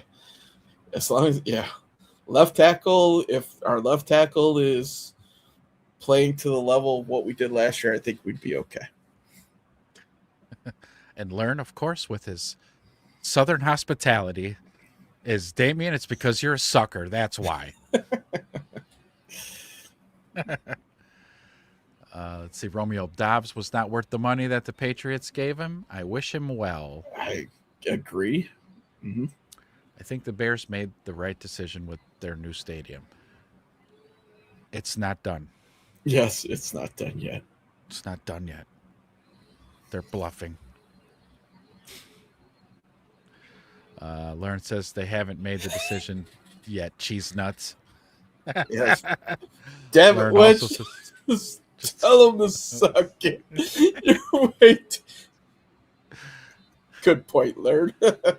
You saw him self-filter before he answered, yes. Was I want to say, was that so we had a show that ended, it was 2 or 3 shows ago, and right as we ended, was it him? Yeah. Damien's been on before, yes. Mm-hmm. So but we had already hit stop stream, so we didn't have any time to light his ass up. Let's see. Vince says, we will see what versions of these teams will see each other this season with Packers versus Bears. Tucker Kraft didn't get to play the Bears in all 3 games last season. There is that. He wasn't. I'll agree with Vinny. I think he said it before, too. And if not, I'm going to say it here. Tucker Kraft's their best receiver on that team. So if they were waiting to give a bag to anybody, I would have given it to Tucker Kraft, though he's still on his rookie deal. So and that dude is a game changer and a difference maker. So I will go as far as saying that Tucker Kraft will have more receiving yards than Christian Watson this year. I tell you, if there's one thing the NFC North has got, it's fucking tight ends. Yeah. They do. On all the teams. Like all the teams in the NFC North are stacked at tight end. It's crazy. Laporta, Hawkinson, right? We just happen to have 3 of them. Oh, we have 3, correct. Xavier ran 4.2 at 190 pounds. He's built like a running back. Going to be very useful on a per-touch basis. Xavier has been the most impressive at camp of all the rookies. He's definitely going to be one of the most exciting, right? As a pass catcher or ball carrier or any other in possible ways Ben Johnson's going to deploy this kid. Yeah. As you said, built like a running back. We're going to see him back there on shotguns. Xavier's going to be standing right next to Caleb. He'll take those DJ Moore carries, right? He is. Malik Muhammad's another diamond in the rough with Al Harris as his coach. I love it a lot. It just sucks, man, if they're going to end up cross-training this kid because of Kyler Murray's situation. Yeah. When Malik Muhammad could play an outside corner, but he's cross-training nickel. You know, I don't want to say it's not going to probably stunt his progression. It's just the uncertainty of like, hey, where am I actually going to be playing because of Kyler Murray? Kyler Gordon, godly. I knew what you were saying. It blew right by me. What will Chicago build in place of Soldier Field when the Bears move? It'll still be there. Yeah, I don't know what it's going to be used for. The Chicago Fire is building a new stadium. That's soccer. So they got a new one. Northwestern just got a new field. It will host something, though. It will have some events. But, yeah, I don't know. Slimbo calling it. Broncos Rams, Super Bowl. The Super Bowl is being played in SoFi this year, I'm pretty sure, too. Oh, that's fitting. Mm-hmm. Denver could. That defense is nails.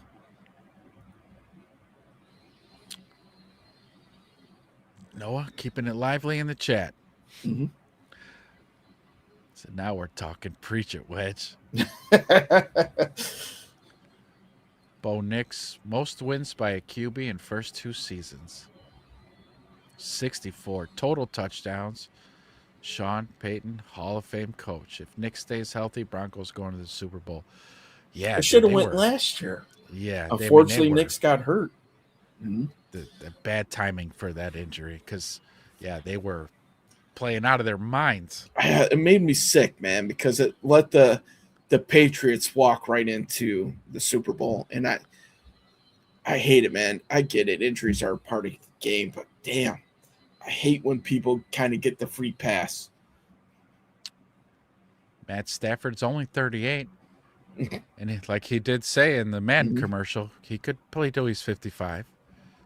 Devontae Adams is only 33, trading for 30-year-old Myles Garrett for Verse didn't seem like a good deal for the Rams in the next 5 years. Well, because they're in win now. Yeah, like this year. Yeah, because at the end of those guys' careers, like Stafford's probably got a couple 2-3 years left in them. Devontae Adams maybe got a couple, maybe one. 30-year-olds, Myles Garrett. They're going to it's going to be a fire sale after they're all done. It's going to be done for them. Their window is definitely right now. it's boom or bust for those guys for sure. You look at all the picks that they traded away as well and future picks, it's going to be tough for them to reload. Like, they pushed all their chips into the middle for 1, maybe 2 years. And if they don't get a Super Bowl in one of those 2 years, they are going to be absolute crap for the next 5, 6 years, I think, before you really can get this turned around. Plus, they still have to find a quarterback after Stafford. I don't think any of us believe that Ty Simpson is going to be, all that. We'll find out. Maybe we're wrong. We haven't seen the kid play in the NFL, but based off of what I've seen in college, I have no reason to believe. And if they missed on that pick, now they're probably screwed for 10 years. Yeah. We've seen it. Yeah. We've lived it multiple times in multiple decades. We know how that plays out. Miles has 5 more seasons of 15-plus sacks in him. It could go for 20 sacks this season. Best pass rusher the league has seen since Reggie White. Agreed. Yeah, I forgot. Was it on Speakeasy? Somebody's podcast I was watching the other day. They were going at it saying, can Myles Garrett get to the 200? Because what's the record? 200 sacks. Somewhere up there. Or, I remember seeing something like that on socials. So, yeah, at that pace, Slimbo, Mike could do it. Noah says, Wedge, just tell Go Pack to suck it already. Slimbo's also, Rams fleeced the Browns verse and one very late first-round pick around, 28 to 32, somewhere in there. Hall of Famer ready to dominate now. Lauren says the other teams in the North tight end room suck. Well, they don't. It's not as deep as ours, but I mean, dude, Laporta's really good. Hawkinson for Minnesota is very good, and Kraft is also very good. It's just their depth isn't like we got tight ends for days. Yeah, like we could truly run 13 personnel, like crazy. Damien says I'd rather be a sucker than be a bitch crying over a building that isn't gonna last forever. Damien, an existentialist. Okay. I like it. Okay. Yeah, no, you're right. The building's not going to last forever. But if we're going to get existential, Damien, humans will be long gone. Dust blowing. There'll be vines growing up on the stadium and being reclaimed by the earth, as they say, huh? Yeah. So I get it. There are bigger things than football, Damien. You're talking to the right guy. You should join me when I have my Book of Ezra shows. You would enjoy it. But we're here and now. We're on planet Earth right now in our Lord's year 2026 discussing Chicago Bears football and stadiums, Damien. Can't all be spiritualness. And there is, he's like this in the corner, Damien. There is no football. There is no stadium. What's a stadium? But thank you, Damien. Oh, for real. You know who the all-time sack leader is there? All-time sack leader? Who's got the 200? Played in our era. I know. When we were kids. Yeah. Damn. Can I get a couple tries? Sure. I mean, your top 2 will probably be right. Go ahead. Bruce Smith. Number 1, 200 Okay, sacks. Boom. All right. Who are you going to say who was your other one? So in my mind, it's a coin flip between Reggie White or Lawrence Taylor. Reggie White, number 2, 198. Okay. Kevin Green, number 3, Ooh, 160. Julius Peppers, 159.5. Followed by Chris Dolman, 150.5. Chris Dolman was a sack master like that? Yeah, dude. I mean, I remember he was a great linebacker, but damn. So, yeah. I mean, you remember him in Tecmo Bowl? He was freaking ridiculous. Yeah. Yes, I do. That's how you got to rate it. Was he good in Tecmo Bowl? Was he good? Ridiculous in Tecmo Bowl? Yes, so he was good. Slimbo says 20 sacks is reasonable. for 2026. The last 4 seasons, he's averaged 17. The dude's out of his mind. I mean, he really is. Myles Garrett is something special. He's played 9 seasons, and Reggie White played 16. You know, as long as Myles Garrett takes care of his body, which apparently like he has been, it's very real. Yeah, it's a very real thing. Shredded. Oh, he's bionic, man. I don't think he's human. That's how crazy it is. The NFC is different compared to the AFC. That could change Myles Garrett's numbers, possibly. Because would you say, and would I be totally biased by saying I think the NFC is like the powerhouse now? Oh, man, that's a good question. It used to be, AFC used to be the powerhouse because it was dominated by the top quarterbacks. Yeah. That would be a good debate, man. Has the NFC overtaken the AFC? Just in overall, like teams in the upper echelon rankings, in the top 10 type of thing, man. Because it was always Buffalo, Baltimore, Kansas City, the Patriots, but that shit's now it's Rams, Niners, Seahawks, Bears, Lions. Yeah. Okay. Maybe Packers on a good year. It's so kind of keeping with the sack theme here.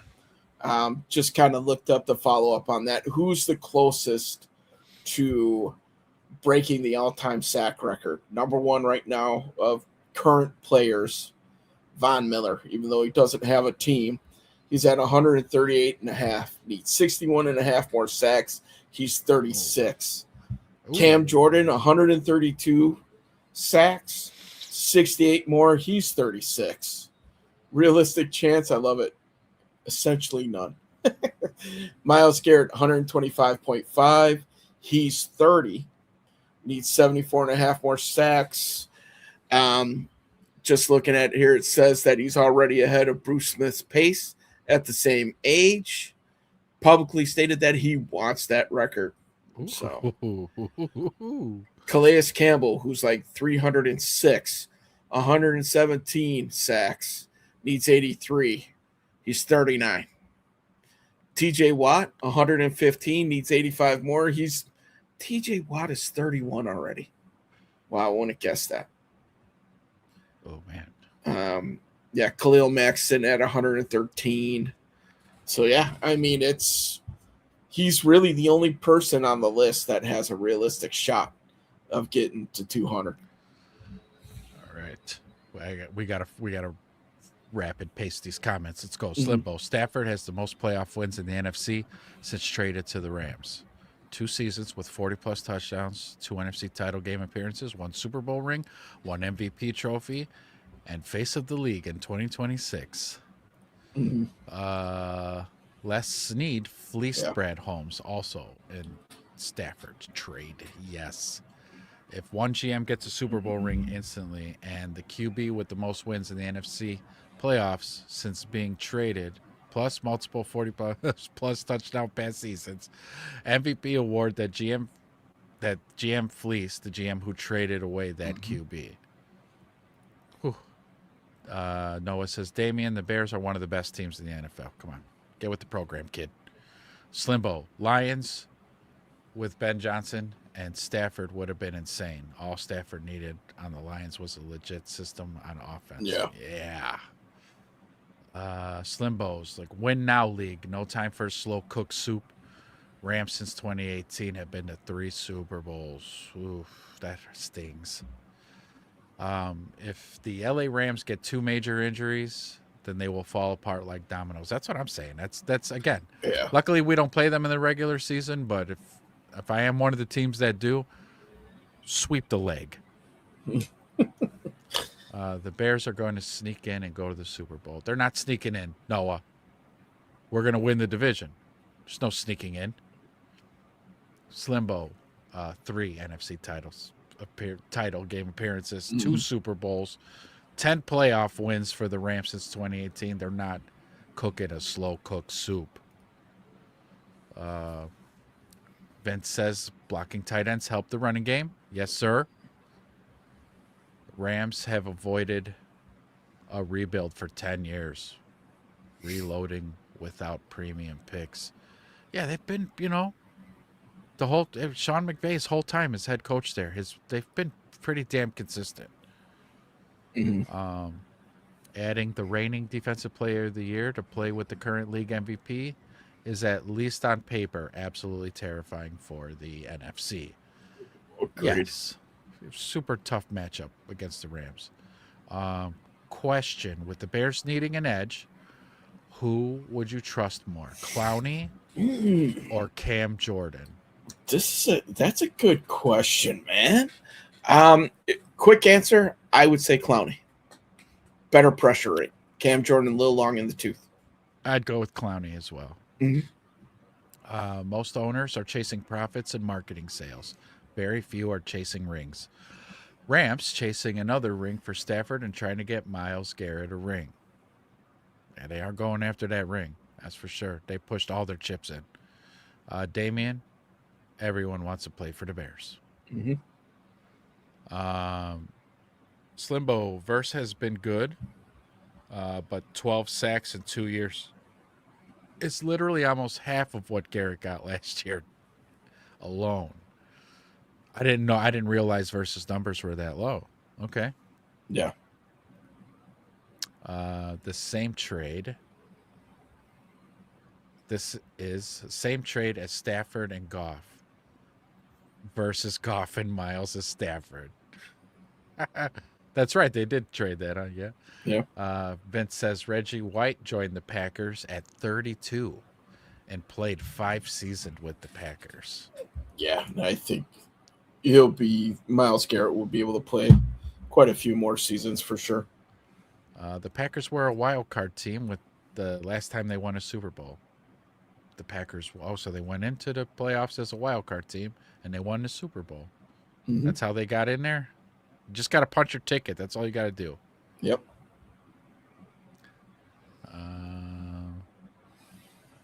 Yeah, the Eagles would definitely be a contender in the NFC. They have the offensive line to do it as well. Yeah. Vince says, yes, I know Reggie White was on the Eagles first. Just stating that Reggie White was talented, even at an older age in the league. Yep. That was something that you saw a lot back in the day when it came to edge rushers. They were able to play long time. Bruce Smith and Reggie White, and they were just had some longevity. Yeah. In a time that wasn't very common for those guys, that's for sure. Right? We didn't have the sports medicine then that we have now. No avocado ice cream and all that. No TB12, handbook. That's right. Stacey King just passed away? As in the Bulls, Stacey King? Interesting. Wow. Huh. So I'm not going to have any more Bulls highlights of Sriracha. Hot sauce. None of that? That's Stacey King who does that, right? Noah's like, no, he didn't. Damien says, if everyone wanted to play for the Bears, then players who said they wanted to be here, Allen Robinson and Moody, would have still been here. Not necessarily. The Bears wanted to get rid of them. Yeah, or, to be honest, at that time when they were looking to exit, the organization wasn't in a good place. All right, hold on. Just give me a second. Yeah. Yeah, I mean, you look at where it was, especially when Mooney was looking to get out, Montgomery, Roquan Smith are a couple of names that come to mind at the beginning. The organization wasn't in a good place. The front office was a mess. They kept on hiring these people that did not belong in power for a football team, and it hurt them. It hurts your ability to attract free agents. Hurts your ability to attract top talented coaches. But they finally got it right in Ben Johnson, and we saw it. We saw that first offseason in which they started signing free agents. The whole Dahlman thing, he said that he had bigger offers on the table, but he chose the Bears because the trajectory that they were going on, the coach that was in place, it was going to be an exciting team to play for. Now that you have a quarterback, that even furthers the opportunity for this franchise to attract new talent and different talent, whether it be free agency or whatever the case may be, because now you have some type of vision, you have some type of hope, for lack of a better word, that this team is going to be good in the future for a long period of time. And once you have that, man, you can attract some of these top talented free agents. It's not always about the money for some of these guys. A lot of times it is, right? Who are you going to get the biggest deal from? But some of these guys who are out there chasing rings, they look at an organization, an up-and-coming organization that they can grow with, that they can become beloved in the city. And this is a great city in which you could do that. And we finally have the culture and the structure here to be able to attract some of that top talent. Looks like Kamish was able to get in. Got it in there. Yep. Big Mike says that it's on the Bulls homepage. Noah, Packers' biggest question marks are offensive line and pass rush, while Micah Parsons is out. So offensive line troubles. Great. We might have defensive line troubles. during Packers games. Yeah. The Packers secondary sucks. Do they still have our boy? Is Luther still going to be force choking him this season? So we're going to get to see it. The question is, does he do it again? You know, because usually these guys are up to date on their sellies. You know, they don't want to keep regurgitating the same things, because I doubt the Bears are going to be doing this on offense. That was DJ's thing, and then they all just started doing it. But will we get Luther Burden's force choke against the Packers this year? We'll see. I think he'll do it because he knows that it's a thing now. Yeah, I mean, he threw out the celly before. You know, his first down is now the force choke symbol. So I don't think he's going to get away with putting his hand on another Packers throat like that. Vinny says the Packers safety room is very good. Cornerback room should be better this season. I do remember that last season, that their safeties are pretty damn good. Yeah. Slimbo, Packers lost the final 5 games they played, collapsed by week 16. The team to beat in Chicago is Chicago in 2026. I agree with that because we won the division. So just by that, we are the team to beat. It's no coincidence that team fell apart when Micah Parsons went out. Rashawn Gary was a no-show. That's why he's in Dallas right now. The Packers were without 5 major players those last 5 games due to injuries. That was Kamish figured out the code. Slimbo. Guys are rolling. We're rolling. Slimbo, Green Bay's defensive line gets pushed backwards by tight ends. The linebackers look completely lost on play-action fakes. The cornerbacks play so soft you could use them as pillows. The safeties are always 10 yards short of the deep ball. Noah looked on their Twitter page, didn't see it. Slimbo says the winter weather is their only real defense. You got to love those winter weather games. That's becomes like the 13th player on the field. The 12th player on the field, sorry. The Bears have a much tougher schedule this season. I heard Caleb say on that podcast, too, that big deal. The last year, they had the second hardest schedule last year. So I don't think the Bears are worried about no schedule. I'm not worried about the schedule. If you missed any of our videos, you could, go to our homepage and look at our season predictions. We're not worried. They have a couple of good advantages, built in there with rest and stuff like that too. So Slimbo says the jersey color looks like a bad lawn.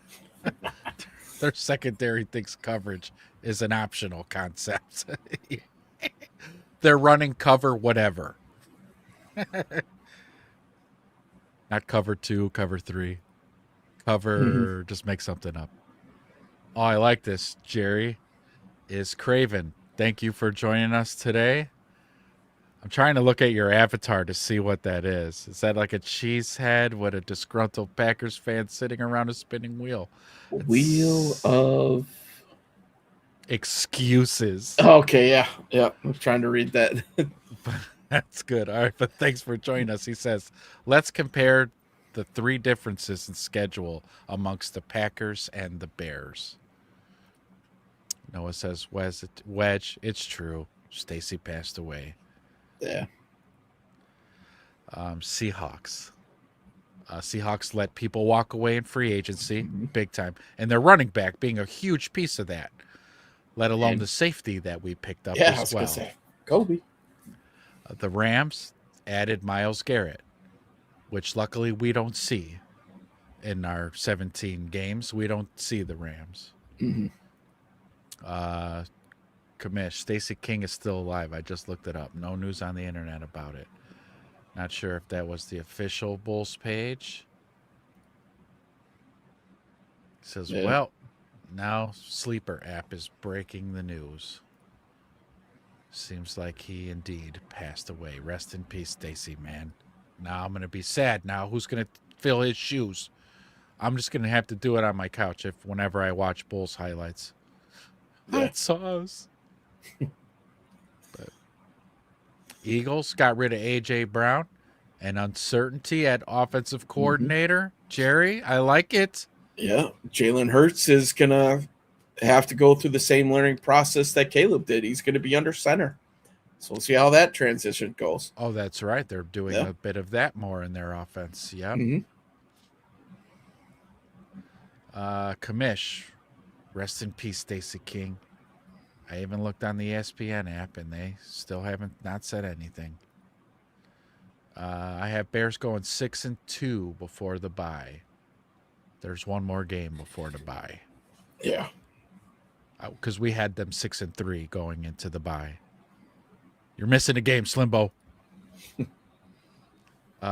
Cowboys should be better defensively with them addressing that in the offseason. Elite offense. Yeah. So the Packers have to play the Cowboys where we don't, type of thing. So. Right. Okay, yes.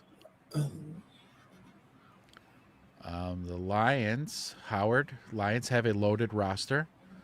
How will Chicago match up against Detroit this season? They swept us last season. We know, Howard, you don't have to twist the knife. It hurts. I know.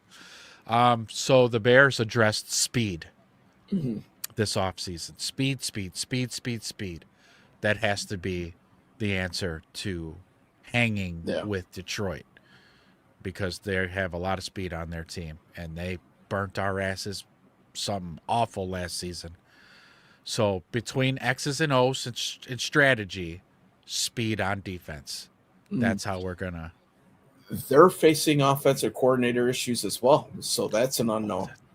They changed again. So that's 3 coordinators in the last 3 years, 3 different ones, with Ben Johnson being the one holdover in that year. But after that, they've changed last year and this year. Thank you, Howard. Thank you, Jerry. If you guys are new, like, subscribe, do all that good stuff. It only takes a second. We greatly appreciate it. Wow, Stacy was only 59. Damn, man. Well, he was playing on the 90s Bulls team, so, that's... Though I guess you could say that that's 30 years removed now. It's tough to say that, but it's true. Did they say what it was? Was he sick? Or was it like a sudden heart thing that usually happens to men? The silent killer? Yeah. Men with heart issues? Guys, boys, gentlemen, take care of yourselves, okay? Bottle of water here and there. Learn? Do you guys remember giving a shit about the Cowboys? Learn. He's not like making a case about the Lions. He's comparing the Green Bay schedule to our schedule to kind of see how things would fare out. So when he was talking about the Cowboys, he was meaning because apparently the Packers play the Cowboys this season. We don't. Calm down, Learn. We got to put a leash on you. You're like our attack pit bull in the chat. We got to, hey, give it a come on. Give you the old Caesar little heel kick. Spray him with the bottle of water every once in a while. Come on. Take it easy. Oh, man. Simbo says Lions offense is good, but the defense is trash. Yeah. I just want to see it again because they struggled on offense last season with all that weaponry because they were missing that special sauce, Ben Johnson. Mm-hmm. And Ben Johnson, as Bears fans, we know how hard it is to find a good quality offensive coordinator because we've gone through 100 of them. Detroit could find themselves in OC purgatory here. Yeah. You're going to have all that offense, all that weaponry, but not know how to use it.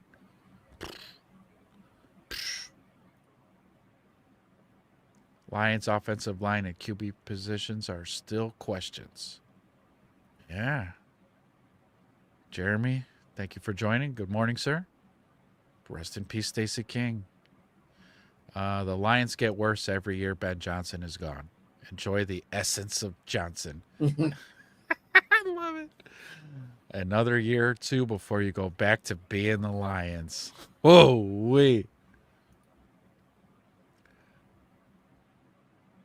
Damien, Chicago is grieving. Mm-hmm. Slimbo, Brad Holmes, Dad Campbell, 5 years with the Lions. The defense had been giving up 30.5 points per game in the playoffs. They haven't won a playoff game since 2023. Heartbreak, 24-7. Blow the biggest lead in an NFC title game. Yeah, shame. Stacy was a legend, man. His calls are historic. That's what I'm saying. Like I'm telling you, when he hit us with the hot sauce, sriracha, like dude, I love that shit. And now it's gone. It's sad. You guys are still live? I'm remodeling my bathroom. You should have had earbuds in the whole time. Create. Yeah, come on, man. We're about to end the show though, but we're just finishing up these. Got to finish up the comments. Greer and Petsing, Lions added. Laughing my ass off. They suck. I want to go higher. One of Stacy's catch lines. Hutchinson, come over to the Bears. I'd be all come for on that. over. Mm-hmm. Well, so before Hutchinson, that'd be fantastic. But I was like, watch Amon-Ra want to come over. Watch St. Brown want to come over. Because you could tell when he talked about Ben Johnson on his podcast, he looked hurt. Mm-hmm. He holds it really well. He's a football player. He's a professional athlete. He wears a good poker face, but I saw it. It hurts. Bears play Jacksonville. Pretty good defense.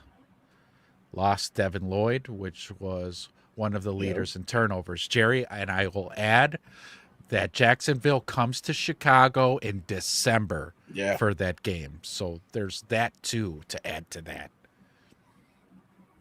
Watch it be 12 degrees or 8 degrees outside that day. A wind blowing off the lake, yep. Woo. Micah Parsons probably wants to be back for that Packers-Cowboys game in Lambeau. Mm-hmm. I would bank on it. He's got that circled. The Packers play the Texans. Woo! Yeah. I wouldn't want to play them. An explanation isn't needed for that defense. No, it isn't. Gonna be nasty.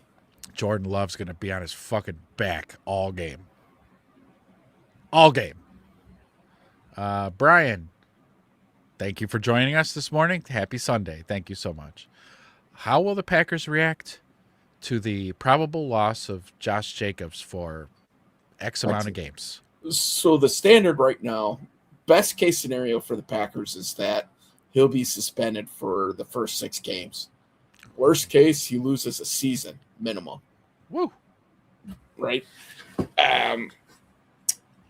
Packers without Micah Parsons and Josh Jacobs for the first 6 games, depending where Tucker crafted. Yeah, I mean, that's a tough go for any team, including the Packers with this. So now I don't remember what their first 6 games looked like, but if I remember correctly, they had some pretty tough games at the beginning of that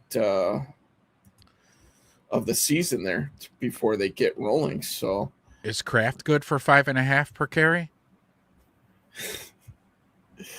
No. Probably not. No. Yeah. Good question, Brian. Good question. If you're new, like, subscribe, do all that fun stuff for the channel. We'd appreciate it. And Brian, keep the comments coming. So they got the Vikings. Divisional game will be tough. Jets. Ooh, division. It's a easy one. Falcons. Okay. That could be a toss-up. Bucks. Going to be a tougher game. That could be tough. Bears. Going to be a tough game. That's a tough one. Though they get them at home, which helps. Cowboys in week 6. Lions in week 7. Oh, another tough one. Ooh, So this doesn't bode well for the Packers. That's going to be a tough stretch right out of the gates. Or when they come back, now they're in their meat of the schedule. You got Cowboys, Lions, Panthers, Patriots, Vikings for the next run of games. Follow that up with Rams, Saints, Bills, Bears, and Texans are wow. The Packers, in order for them to stay relevant, I think, in the NFC North, they got to come out in those first 6 weeks and really rack up some wins in that time, because their back half of that schedule is freaking loaded, man. So if you're losing pillars of your team in those first 6 games, that could be tough, man. Vinny thinks Josh Jacobs isn't going to miss any games. Doesn't have to be charged to be suspended. I'm just going to throw that out there. That's not the precedent here. Noah says that Wedge, he was just there for the Derrick Rose jersey retirement ceremony. Yeah. Denver-Houston games. Denver-Houston. Oh, you're saying playoffs. Rams versus Bears, NFC title game. That'd be epic. Denver, Rams, Super Bowl. Stafford wins Super Bowl. And the MVP. Stacy made State Farm more famous with his singing than the discount double check, bitch. Texans would have to play in the cold in Lambeau. Defense travels, though. I would worry about the Texas offense. I'm not sold on CJ Stroud. I mean, we all saw his implosion. That playoff game was down the stretch. Yeah. Even the last few games. Yeah.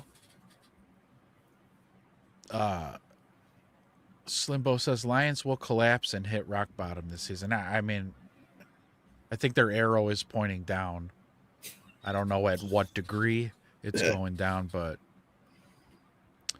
Ben Johnson would not approve of how sweet you are towards Go Pack Go. He's representing the enemy, boys. Give him some heat. That's what you guys are for.